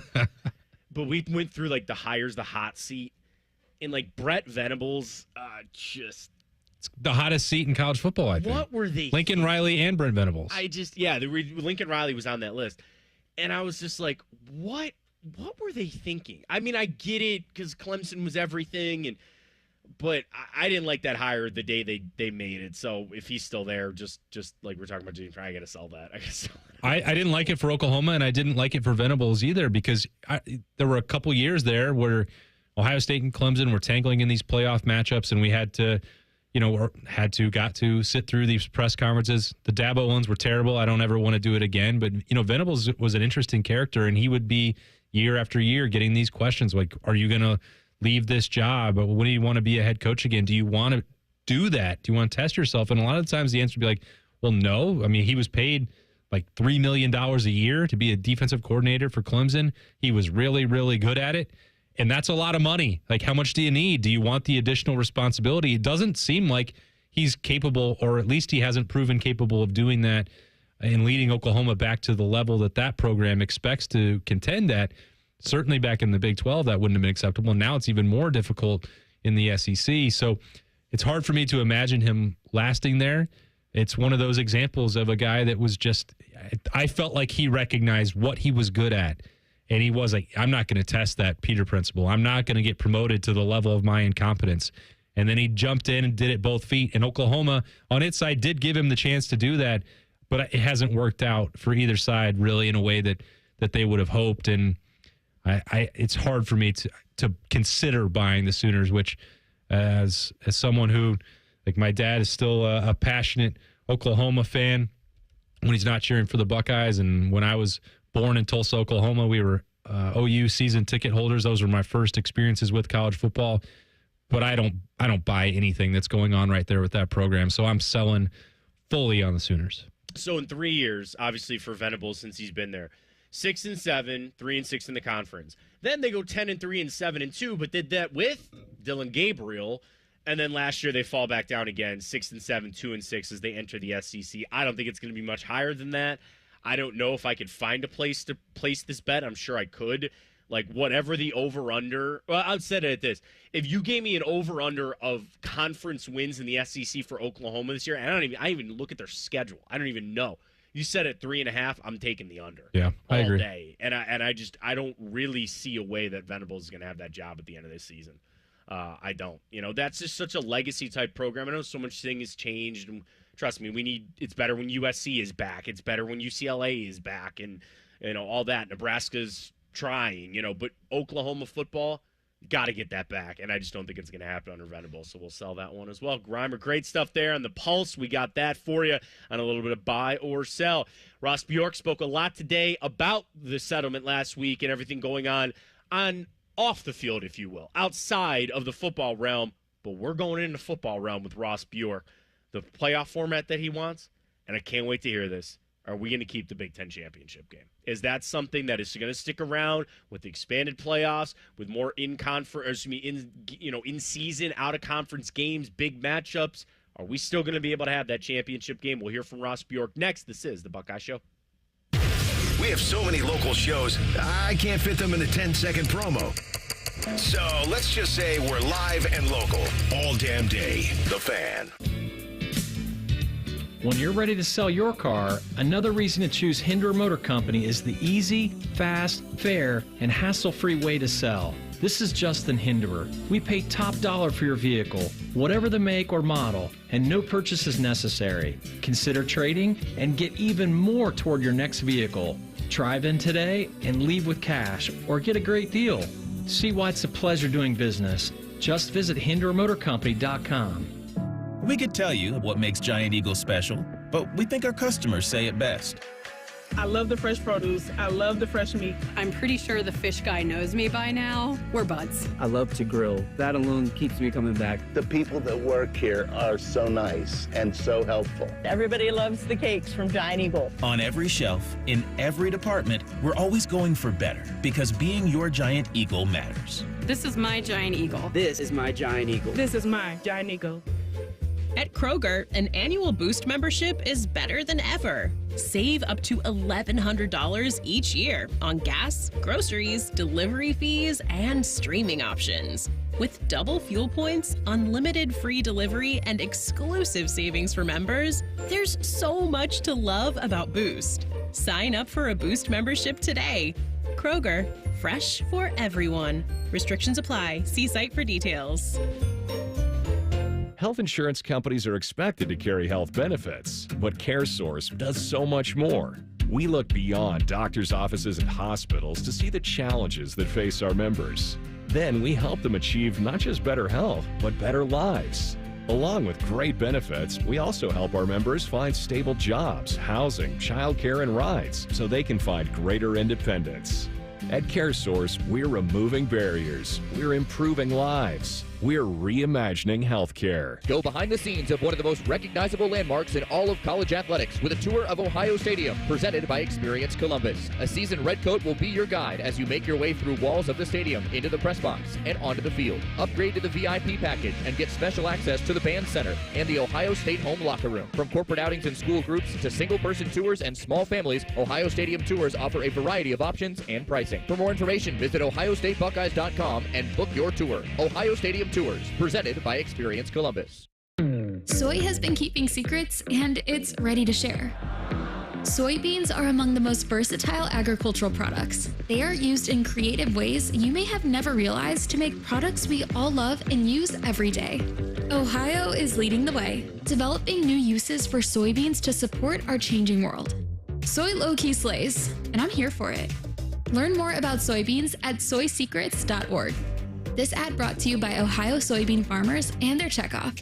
Much like a vampire, we need to be invited into your house. But once we're in, we never leave. Listen to The Fan on your Alexa or Google Home smart speaker. Just say play 97.1 The Fan and prepare to be amazed. Do it now. What is dippable and dunkable? And now at Donato's, it's Donato's new chicken dippers. Flavorful boneless chicken breast tenders served up with 7 amazing dipping sauce options, including new garlic parmesan and sweet chili. For a limited time, try new chicken dippers for just $5 on the $5 Pizza Pals menu. More toppings, more flavor, more fun. Donato's. Gotta love more. There's one medical team in Central Ohio skilled enough to care for your favorite Ohio State team, and Buckeyes everywhere. The Ohio State University Wexner Medical Center is your choice for the most highly specialized orthopedic and sports medicine care. Our surgeons, physicians, and physical therapists have access to the most advanced treatments and innovative recovery approaches to get you back in your game. Because on or off the field, our team is your team. The choice for your orthopedic care is clear. Fan weather. From the Logan AC and Heat Services Weather Center. Hazy, hot, and humid, and an air quality alert through the end of the day on this Thursday. Temperatures in the upper 80s, down to the upper 60s by Friday morning, and dry. And after a hazy start, we'll see the slight chance of a late day shower or storm. More clouds than sun on Friday, and highs in the mid-80s. With your 10 weather impact forecast, I'm Chief Meteorologist Jerry Martz on The Fan. The only radio show that bleeds scarlet and gray. This is the Buckeye Show. All right, we got to wrap one thing up. Austin Ward, Matt Fontana. I was talking to Reimer about wrapping up our buy or sell on Oklahoma. Austin, we got to run through Oklahoma's schedule real quick before we hear from Ross Bjork. Yeah, hit me with it. You still got it up, Reimer? You still got it up over there? I don't mean to put you on the spot. I do still have it up. Okay, run through just the SEC. So because I literally, they might not win a game. You said 3.5 blind. You were taking the under. I blindly said if I could place a bet, and let's just say that I put it at 3.5 SEC wins, I would take the under. Austin, I might take it at under 1.5 at this point. Run through it real quick. Boomer Sooner. Yeah. So they get Auburn at home September 20th to start it. They jump back into non-conference against Kent State on October 4th. Then it gets into the SEC schedule. They have the Texas game. Nope. At South Carolina. Nope. Ole Miss at home. Probably not. At Tennessee. At Alabama. So. Nope. And then finish the season with Missouri and LSU both at home. I doubt it highly. There's maybe one. Maybe two if you're lucky. You're really lucky. I think the most likely is obviously Auburn and Missouri. I think Auburn and Missouri they've got, which is that's the sweat right there for Matt. Yeah, that would be the sweat if I took it at 1.5. That's it. And suddenly you're the only person in America deeply invested in Oklahoma, Missouri. Football. Right, Oklahoma football. No, just that specific game. Oklahoma's going to be passionate. You're just the one that's like, even the Sooners fans, they're checked out. We got to have Venables fired, but it's like Oklahoma, Missouri, you're just getting in the car and you're driving to Norman. Time. That's at noon, so I'm good on that. I already got a kickoff time. The Auburn game is TBD for that on September 20th, so I really just got to tune in for those two. And then I have to find the action. Somebody find it for me, send it on over, and I'm all in for that. All right, we heard from Ross Bjork today, Ohio State Athletic Director, and we did a great job in the first hour of the show. If you ever missed it, go back, check it out. 971 The Fan for all the podcasts on our website. But that was all the kind of, I would say like front office corporate type stuff about the settlement. But you guys got to some football with him today as well, Austin, which is the important thing. And first question up here to Ross Bjork. What is his preferred playoff format? Here's Ross Bjork. We could be really, really selfish here and say we should go back to a 4-team playoff. And I think Ohio State will be really good. We'll be well positioned, right? But for the good of the game, I think for our conference, I think expansion should happen, 14 or 16. I could kind of go either way. And then, look, I think in this world, one, I think players want to play high-level games. And then two, content. We need more content because that will drive more revenue. That can drive more NIL opportunities for our athletes, third-party NIL. And so can we create play-in games that equate to automatic qualifiers? I think that's a really good model. It was so interesting to hear him say the word content. Like that's the world that we live in here. Content and inventory. Content and inventory. And but in a way, that is exactly like what he's talking about there. That's where the money's coming from. That's the revenue. That's how this keeps going. And yeah, is it the sanctity of football? Well, no, because if it was, you would just have people voting on national champions and you wouldn't be doing what you're doing today. The sanctity of college football has been gone a long time. So if that's out the window, then yes, what do you care about? I think he's bringing up the right things. And the format right now, I mean, also, we couldn't even make, 2 years with the current format? Like, nope, got to change it again. Like, there's changes coming again to the 16-team format even when we get it. Yeah, grand opening and grand closing of the 12-team format. It's the Alabama clause. Yeah, that's right. It's an unforgettable era. Now, the thing I loved, Matt, was the start of that response. Right when Ross Bjork said it, it was like, well, if there was a 4-team format, Ohio State's pretty good at that too, and they were a factor. Either they got in or they were right on the fringe every single year. And right when he said it, it kind of slipped my mind. I just kept revisiting it the longer we were in the Woody and I was breaking it down on Snap Judgments with Berm. I was like, that was a real subtle, stinging jab at the rest of college football. It's like, you're all worried about this, and if we wanted to put our thumb on the scale, and it feels like Ohio State is starting to do that, and not just with college football playoff expansion, not just with NIL, not just with house settlement issues or CSC, not just talking with broadcast partners. In every way, it feels like Ohio State is pushing its agenda in a more powerful way than it has in the past. But that was, I think, And I don't know that he meant it this way. He probably didn't. But you saw and heard the SEC talking about their strength of schedule, and they were pushing back on Tony Petitti and the 4-4-2-2-1 model. And, the Big Ten, the big bad Big Ten is trying to ruin college football, and they only care about television and only care about themselves and making more money. And Ross Bjork, whether he meant it or not, it was a shot across the bow here for the SEC. It was like, well, you want to go back to 4? Cool. We're good with that. Ohio State is good with that because guess what? We think we're going to be there, and we know how to support this. We've built a machine, a recruiting machine, a coaching machine, an NIL factory. If that's the way you guys want to play it, and if you want to make it difficult, we'll go the other way. Ohio State's comfortable with that. And guess what? The Big Ten would be in a spot to thrive as well. So I thought that was really fascinating. It sort of like went through the cracks initially. It's like, well, that's not the most important thing. It wasn't even the 15th most important thing that Ross Bjork talked about. But it was such a meaningful, he didn't say it by accident. Right. It tells you because the Big Ten and the SEC still have to come to terms on what this looks like in the future. They're the ones that are going to dictate what the college football playoff expansion, what the format all looks like. And if Ohio State, which is going to be driving this bandwagon for the Big Ten, for Tony Petitti, if they're like, you know what, these guys are going to play hardball, cool. Let's play the hardest ball possible and go back to 4. If that's not going to happen, we know that, especially because of the inventory and content piece that Ross Bjork talked about. But I just really love that because it's like if you're going to threaten the Big Ten and you're going to threaten Ohio State, they're not going to back down. Right.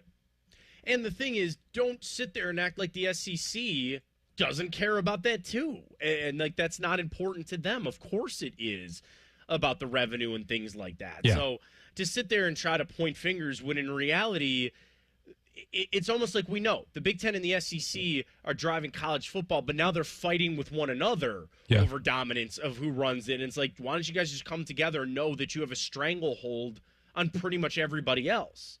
And the problem is going to be that they're not on the same side.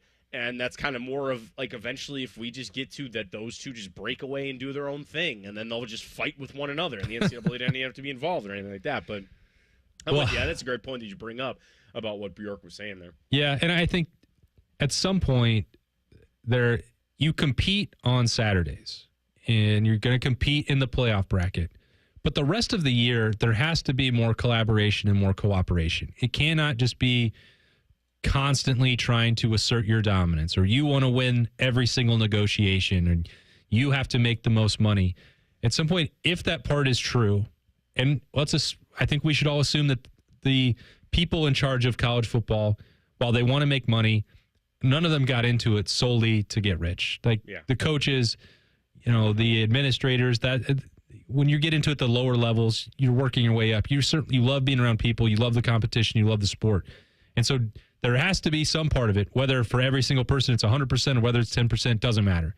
There has to be a part of you that loves college football, loves college basketball, loves women's volleyball, whatever, every sport that you're involved in. And you have to stop viewing everyone else in the other conference or even people within your own conference as competition for the format. They have to agree to rules. They have to agree to structure, whether that's the NCAA or the CSC, whatever model they choose to come up with in terms of rules. We made this point earlier in the week. They have to work together to get that done. Once you get all of that in the boardroom and on, the pieces of paper that are organizing documents and MOUs and everything else, cool. Well, then you go compete. I think you have to stop competing to get your way about what it looks like in the future. They have to collaborate in a way that it just hasn't really existed it's certainly not between the SEC and the Big Ten, but it's going to be inevitable. They cannot just argue forever or else we're not going to get anywhere. And especially it's not a big boardroom where there's 13 people, everybody gets a vote, somebody's going to break a tie. It's just two. It's just two. And they're going to sit there, and if they want to be on the opposite side of it, even if it's something they kind of agree with, they go, well, we can't agree with them, so we're going to have to take the opposite side of it. Right. You're right. It just becomes a blanket match, and we know what that is, and really, usually no one wins in those types of situations. All right, not the last of Bjork. I want to save a couple of his cuts, Reimer, and come on back when we talk about the Big Ten championship game. Plus, we got to talk some wide receiver. Best in the country. Oh, yeah. And now someone going to Michigan feels that same way about Ohio State. That's in 2 minutes here on the Buckeye Show. Coors Light presents To Chill or Not to Chill. When your friend skips your favorite song on the playlist. End the friendship. Or choose chill, because that song lives rent-free in your head anyway. And you're planned ahead by bringing Coors Light to the party. And the sound of that ice-cold can cracking open was music to your ears already. Coors Light. Choose chill. Celebrate responsibly. 2024 Coors Brewing Company, Golden, Colorado. That's are us. When dreams sunk in, that's are us. Right now, get $1,500 off a shower or tub replacement or $3,000 off a full bathroom remodel, plus low to no monthly payments. Call 380-225-BATH to schedule your free estimate or go to bathsareus.com. 380-225-BATH. Baths are us. When dreams sunk in, baths are us. Attention Columbus. Town Properties just clinched the title of the largest residential property manager in Columbus, thanks to the Columbus Business Journal. With pride, we oversee 25,000 plus households in the Columbus metro area, ensuring fantastic places to call home. Whether you're on the hunt for an exceptional living space, a top-notch association management company, or a property manager for your multifamily portfolio, visit our website at town-properties.com and let us elevate your living experience. Town Properties, always managing great places to live. AgPro has been family-owned and operated for over 64 years. We take pride in developing long-lasting relationships and offering first-class customer service. Need a new tractor, parts for your used equipment, or reliable service? AgPro has you covered. AgPro is here to serve you and your operation as your hometown dealer. Visit us today at any of our AgPro locations or go online to agproco.com to get started with your AgPro experience. The Buckeye Show is sponsored by CareSource, proud to be your home for Ohio State Athletics. The Fan, Ohio sports destination. We're very close to Buckeye football. Very close. Uncomfortably close. You're listening to The Buckeye Show. We'll continue our conversation with Ross Bjork today as he had a long press conference discussing a lot of things, playoff, revenue, all of that, including the Big Ten championship game. Austin Ward with us tonight. He was, of course, there. I'm Matt Fontana, filling in this week for Beam right here on the Buckeye Show. So I think this is such an interesting topic about the Big Ten championship game, right? Where, you know, Austin, we've been talking about how quick things change in college football, where I'm just shooting from the hip here. Yep. What if we had 13, maybe, Big Ten championship games? 13 Big Ten championship games. Is that, yeah, somewhere around there. I was just shooting. I was somewhere around. Yeah. What? So 2011 was it? 11, I think, right. So maybe 14, you know, something like that. And it's just crazy that, you know, for the longest time, you just didn't have that, right? You finished, you beat Michigan, you went off to the national championship, you went off to a bowl game, and now here we are, already at a place now where people are questioning it again. We don't even get to enjoy it for that long, and it's already kind of coming into question with the reshaping of the format for the college football playoffs, for some stronger scheduling that they're asking for out-of-conference games. I get the question, and it started with the format that they had last year, which was just an abomination, where it was like, okay, you win, but then, you know, you get to sit, you get the bye, but there were a lot of teams that were saying, that's fine. That's fine. We don't need to go to the conference championship game. Yeah.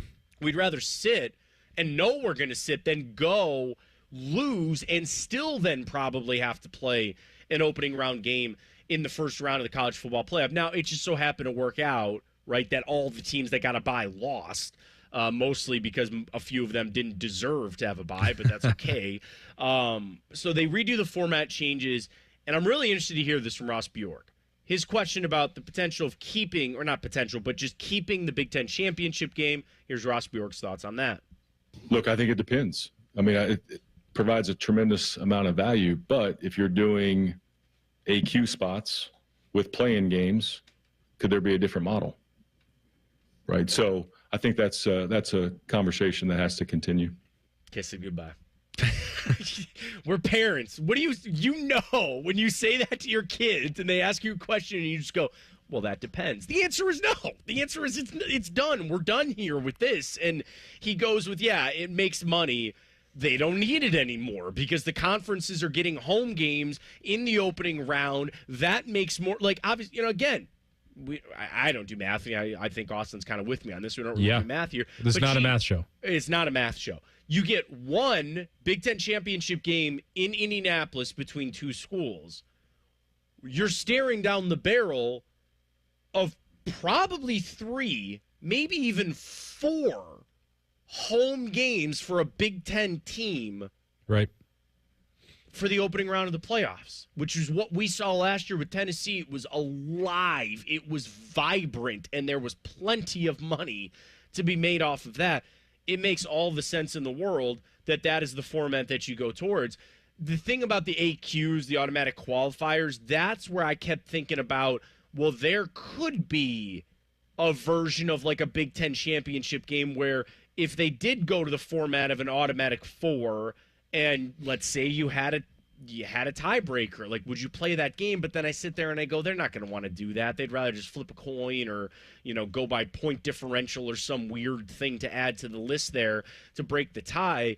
And that's sobering for me, Austin, because I don't like that. I love the Big Ten championship game. I love the SEC I just love I love the conference championship games.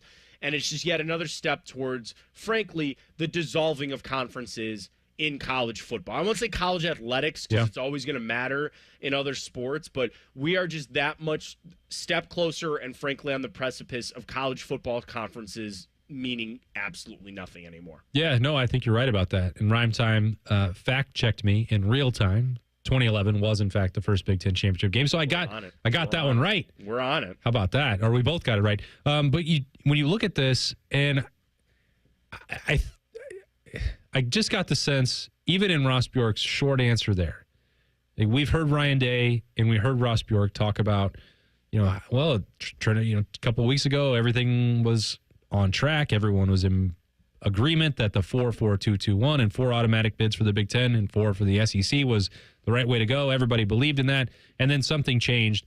And in that model, which this is the part that trips me up with exactly what you're talking about. If you have 4 guaranteed spots, your top 2 teams in the Big Ten have nothing to play for in a Big Ten championship game. Yes, they could get that trophy, but we've now got rid of the automatic spots. They're going to do straight seeding, so there wouldn't be tremendous incentive, to be trying to get one over on the other team or to be a number 1 versus a number 2 necessarily, or what would have happened with number 1 versus number 5, which worked out for the 5s, as you mentioned, last year in the first year of the 12-team format. So, if you're going to the 4, your Big Ten championship game no longer has any value outside of the trophy, which everyone wants the gold trophy from the national championship game more than they want a conference championship. We can all agree that is the priority and that's the emphasis. So that is where you go down this other model of having 3 versus 6 and 4 versus 5.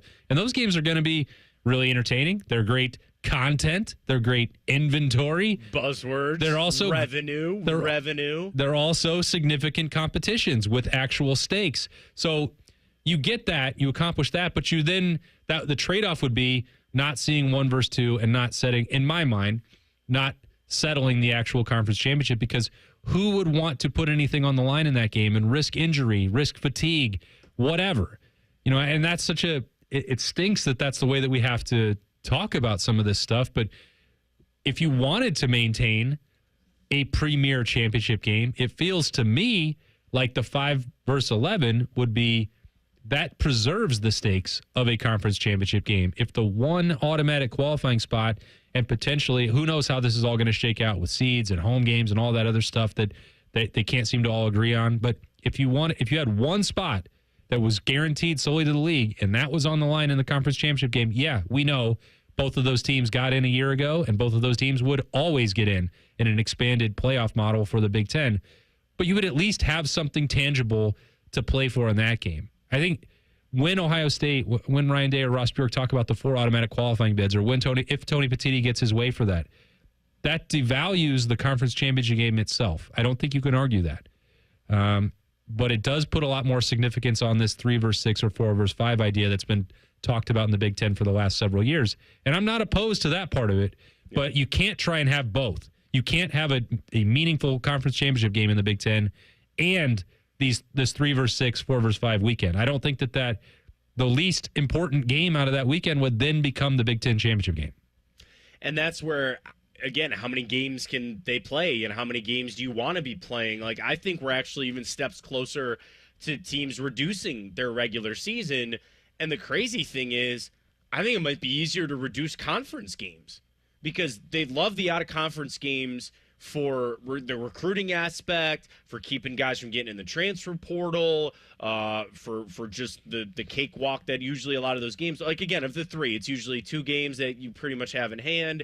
You know, what's the stat? Like, Ohio State hasn't lost to a team from the state of Ohio since like 1924 or something like that, whatever it is. So they do those 2, but then you get your third one that is your Texas, that is your big name team that comes in. I actually think if they sat down and said, we're actually going to reduce, again, Big Ten championship game done, and they want to start the conversation about reducing the regular season schedule, Austin, I actually think it makes more sense to cut that fat of the Rutgers game or cut the fat of I just crap on Rutgers all the time because I just cannot stand It's fine. Why I have – I mean, I no one's going to tell you to stop. But, like, why I don't understand it. Oh, got to have the New Jersey TV market. I'm glad that really worked out for them. All right, great. Here we go. But – you know, I think that, and especially now with the crossover between making sure that you get Oregon every other year and you're getting USC every other year, like, let's just trim that fat. Let's just trim some of this in the conference games, in my opinion. Yeah, I think your point is well made about the length of the season, and that's, I think, why you see currently non-conference schedules like the one Ohio State has in 2029, where there is no marquee SEC team. There's no marquee game of any kind on the non-conference schedule. Don't need it anymore. But that's also why I personally go the other way. I don't think Ohio State, I don't think the Big Ten should play non-conference games at all. I think if you're trying to, now that's where I'm at. And again, it's part of what Ross Bjork said in that sound. It depends on what the model is. If you're going to the automatic qualifying route with 4 for everybody, then the non-conference games are not going to make any difference to the resumes, and you're not going to have to compare your league to the SEC to get the last at-large bid, or you're not going to be stressing about any part of that, in which case you can make your championship easier to determine and make more sense and get rid of some of the nonsensical tiebreakers that exist if in your 18-team league where you can never play everybody because you're not playing a 17-game regular season, you can at least get closer. You can at least have a more balanced schedule with 6 home games and 6 road games and play, you know, have a finer idea about who the better teams are in that top 6 in your league if you play nothing but conference games. I'm sad for you a little bit, Matt, because this is a bandwagon and a soapbox I've been on for a long time because it's frustrating to me that the SEC is continuing to sit there at 8. And I think that the Big Ten made a mistake when it went to 9 and had the unbalanced schedule. It was better than before. It made it easier. Right. But the 5 versus 4 is unbalanced, and the league is unbalanced because there's 18 teams. The schedules are never going to be comparable, but you can get closer to that by having the same number of home and away games and by playing 12 of the 18 teams in your league instead of 9. So that's a rant that I think people in Columbus have probably heard from me before, but you all, it was just your suggestion, which was well-founded and with good reason. Yeah. I'm not arguing with the rationale you were using, but it's like, well, that's the SEC route. And it just gets me going. I cannot stand that they're refusing to go to at least 9 when I think, especially if this is the route we're going with AQs, then you have to play more conference games. You have to make them more meaningful. And if revenue is the issue as well, what do people want to see? Even if it's Rutgers, that game at least counts towards a championship for your conference or qualifying. Youngstown State does nothing for anybody. Charlotte does nothing for anybody. Navy, good for the troops. It does nothing for Ohio State's schedule. That 2029 non-conference schedule doesn't accomplish anything to get people to go to the Horseshoe, be invested in the Big Ten race, or make it easier to understand who should be representing the Big Ten. So, let me take a breath. That's fine. I actually have some ammo for you to use. Okay, hit me. Your rant in your soapbox. The quick thing about the out-of-conference thing, like you mentioned, like a Youngstown State, they're then going to have to go to the NCAA and go, well, we're going to need money. Right. Because we needed this bill we needed this payday to fund the bill and fund the athletic department in a revenue sharing, and then that'll just create that divide even more of group of 5 versus power of 5, which is what we're heading to anyway. Here's some ammo for you. More games could create a perfect scenario on a final Saturday. And here's what I mean. Let's say you play nothing but nothing but conference games, right?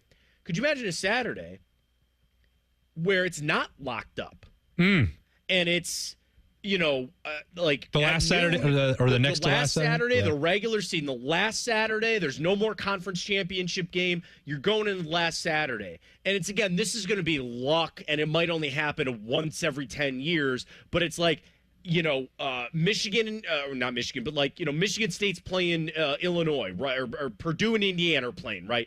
And the winner of that is going to get the 3 seed or get the 3, but then the loser has got to wait for a 7:00 game to see if they get it. You know what I mean? Yeah. Like, you could have that.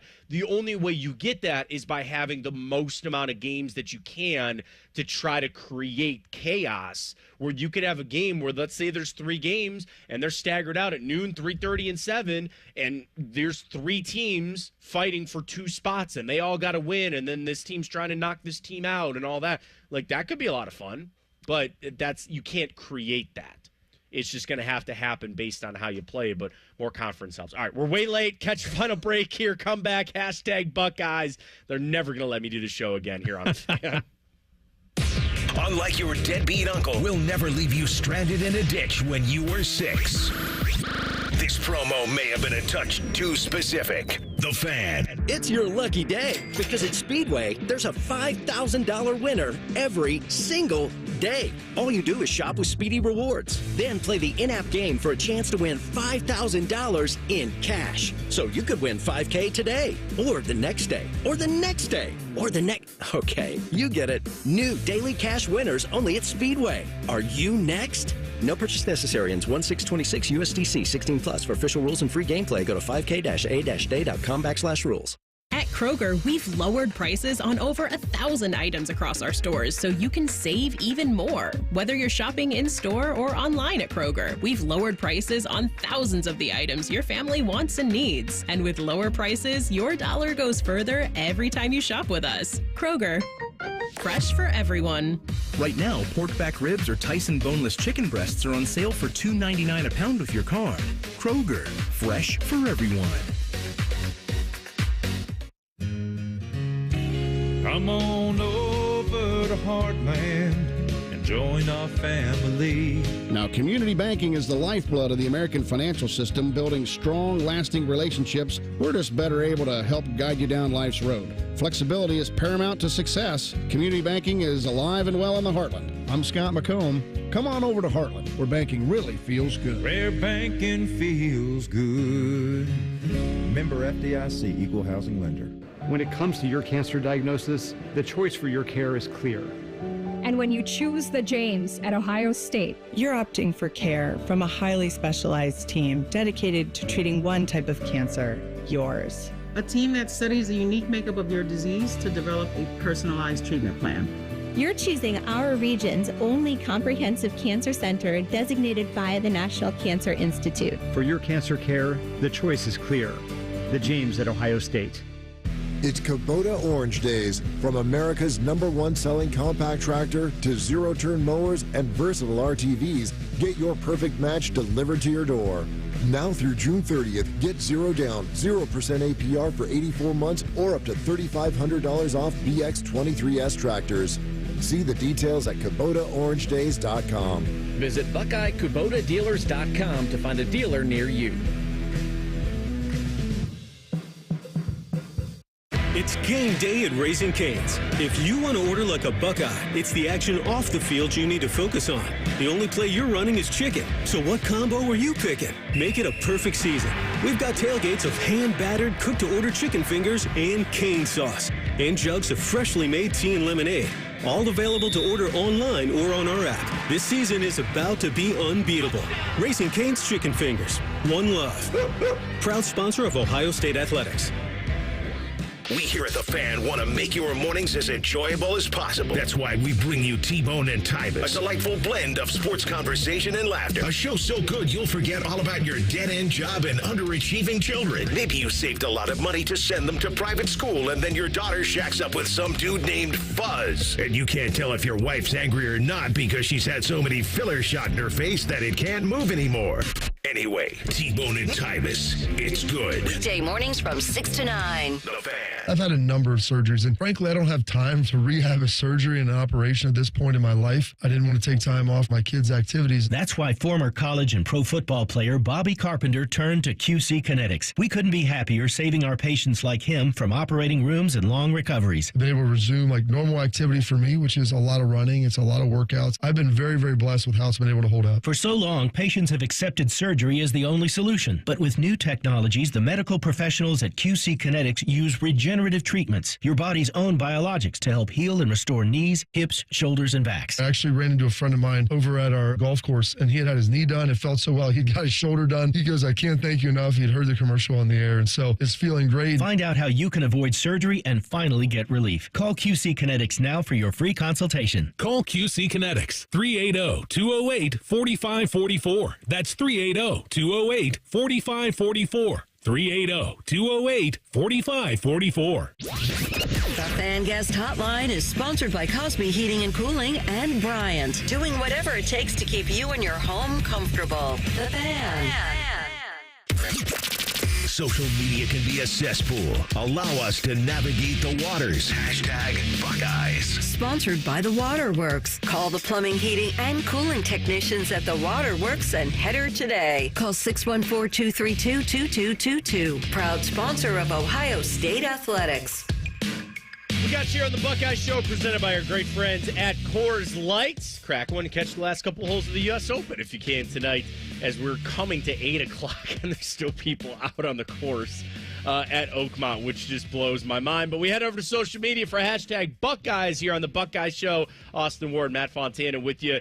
And we start, Austin, with the new basketball court that we'll see tomorrow. Exciting stuff. The teaser video is out, and we'll see it tomorrow. Because we'll discuss it on the show tomorrow after we see it. Any thoughts, any hints, anything you want to see with the court tomorrow? I like simple. I think there's been years where you had just a massive outline of the state of Ohio. Yeah, sometimes I could barely even tell what it was sometimes from that vantage point down at the end of the court and up there in the press seating. I like simple. I think if it were up to me, I kind of like the idea of just a script Ohio small across center court. That's probably not what's going to happen. I mean, you can also make just get rid of the circle and just put a block O out there and have a jump ball in the middle of the block O. That's probably not allowed. I don't know what the NCAA rules are for court design. But we saw this teaser on Monday. And I was like, well, I didn't know that we had something to look forward to for Ohio State hoops in the middle of the summer. So I don't know. What are you hoping to see? I want gray. I want gray somewhere. And the courts of the past that had a lot of the scarlet, and I get that it's got to be, I'm not talking about the whole court being gray. I get that. I like the wood color. It's got to be that. I like your script idea. I'm all for that. But I want to see some prominent gray on the baselines. Yeah. I just think that looks cool. I don't know why. The scarlet is always great. I think for Ohio State, they leaned, and probably maybe a little more football, sometimes basketball, they've leaned more into the black and the red lately. Right. And they've had that as a lot of things with the color scheme, which I think is cool, but let's get the gray back. That's my thing. I'd like a little red or a little gray in there with the red. Reimer, what do you think for the court tomorrow? Call your shot here. I think I like the idea of the block O, but I have been a fan of having the state outline. Yeah, I like that. Yeah. You guys are throwing out a bunch of different good ideas that now I'm going between. I think I like the script as well. I think that'd be a cool concept to have, but I don't know. I'm kind of with you, Austin, on just having something simple. So maybe a block O or a state of Ohio at the center court. Right. I would like to, on maybe the top or the bottom of script Ohio, but that might be too much. Yeah. I don't know. I mean, you've seen it. You know what they do down there in North Carolina. It's a big key component is putting the outline of the state. I get that. It's a state institution. Well, and then if you look at Duke, it's just a little tiny circle. Yeah. That midcourt. You could go Kansas and with a let's get a big Brutus. Oh, there we go. The world's biggest Brutus on the court. Just a huge Brutus head. Smack it right there in the middle. Just put it right there. I mean, that's the thing. It's the script Ohio obviously is more football of what we think of, but it's become a cross at Ohio State in general with everything. The block O, okay, this is also weird, which we won't really know. They're not changing the uniforms, right? because I feel like there's a lot of script on the uniforms too. So it's I like, would prefer the all script. Yeah, those jerseys. Those are perfect. Those are nice. So it's like, then do you want the script on the floor then too? Is that too much? I don't know. Yeah. Just mix it up a little bit because, I mean, have we seen it? I can't remember ever seeing that on center court. I think they've had a spelling out of Ohio State on like the top of the court above the jump circle, but I don't think that was script. We're going to have to go back through that teaser video and look at all those quotes from the past. Because honestly, I'm thinking, like, I was about to say yes, and then I'm pretty sure it was a wrestling mat that I watched. Like, it was a Script Ohio wrestling mat. And I'm like, no, they have. I'm like, oh, no, wait, maybe they didn't. So they'll have time to figure that all out. But it is going to be exciting tomorrow to see how that plays out because we'll get it. And I can say that I can say this for myself. I'm assuming for you guys too. We have no insight. We have no idea what it actually looks like. Yep. I have not been wandering over to the shot. I've just been solely at the Woody for the last week. He says that, but then he also said it's script. And when it's script tomorrow, then Austin's going to look like a genius. And we'll talk about it on tomorrow's Buckeye Show. So save it for that. Get on out. Enjoy the rest of that U.S. Open tonight. And don't forget, again, Austin and I will be back tomorrow to wrap up your week with the Buckeye Show. Plenty more football to come, including a couple of articles today. We didn't get to talking some wide receivers, and we will have that brand new court from Ohio State over there at the Shot. So excited to see that. We'll all be glued into social media for that, and very much appreciate you tuning in tonight. Reimer, Austin, great stuff as always, and we'll be back tomorrow. You got a little ESPN radio coming your way next, and then, of course, tomorrow morning, wake up with T-Bone and Tyvis. It's the only way to do it. Appreciate you, boys. We'll talk to you tomorrow. This has been the Buckeye Show right here, 97.1 The Fan. There's nothing Bo Bishop can't do well, except find competent co-hosts. Bishop and Friends. Weekdays from 9 to noon. The Fan. Watching Clorox cleanup spray dissolve tough grime in the shower feels like... Wait, this really just happened?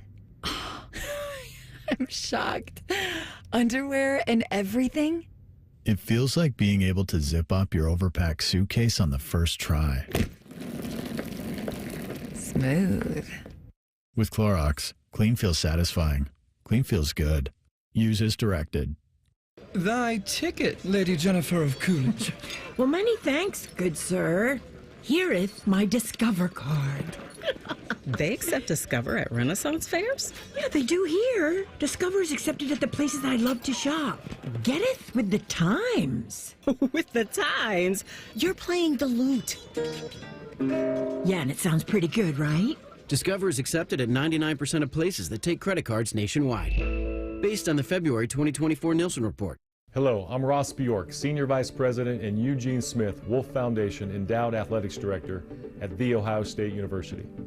In partnership with AEP, Donato's, Kroger, The Ohio State University Wexner Medical Center, Huntington, and 10 TV, Ohio State Athletics strives to inspire the community to make a positive impact on children and families in our great state through the Buckeyes Care Initiative. Show and share your support in the community by using the hashtag Buckeyes Care. Soy has been keeping secrets, and it's ready to share. Soybeans are among the most versatile agricultural products. They are used in creative ways you may have never realized to make products we all love and use every day. Ohio is leading the way, developing new uses for soybeans to support our changing world. Soy low-key slays, and I'm here for it. Learn more about soybeans at soysecrets.org. This ad brought to you by Ohio soybean farmers and their checkoff. Go behind the scenes of one of the most recognizable landmarks in all of college athletics with a tour of Ohio Stadium presented by Experience Columbus. A seasoned redcoat will be your guide as you make your way through walls of the stadium, into the press box, and onto the field. Upgrade to the VIP package and get special access to the band center and the Ohio State home locker room. From corporate outings and school groups to single-person tours and small families, Ohio Stadium tours offer a variety of options and pricing. For more information, visit ohiostatebuckeyes.com and book your tour. Ohio Stadium Tours, presented by Experience Columbus. Health insurance companies are expected to carry health benefits, but CareSource does so much more.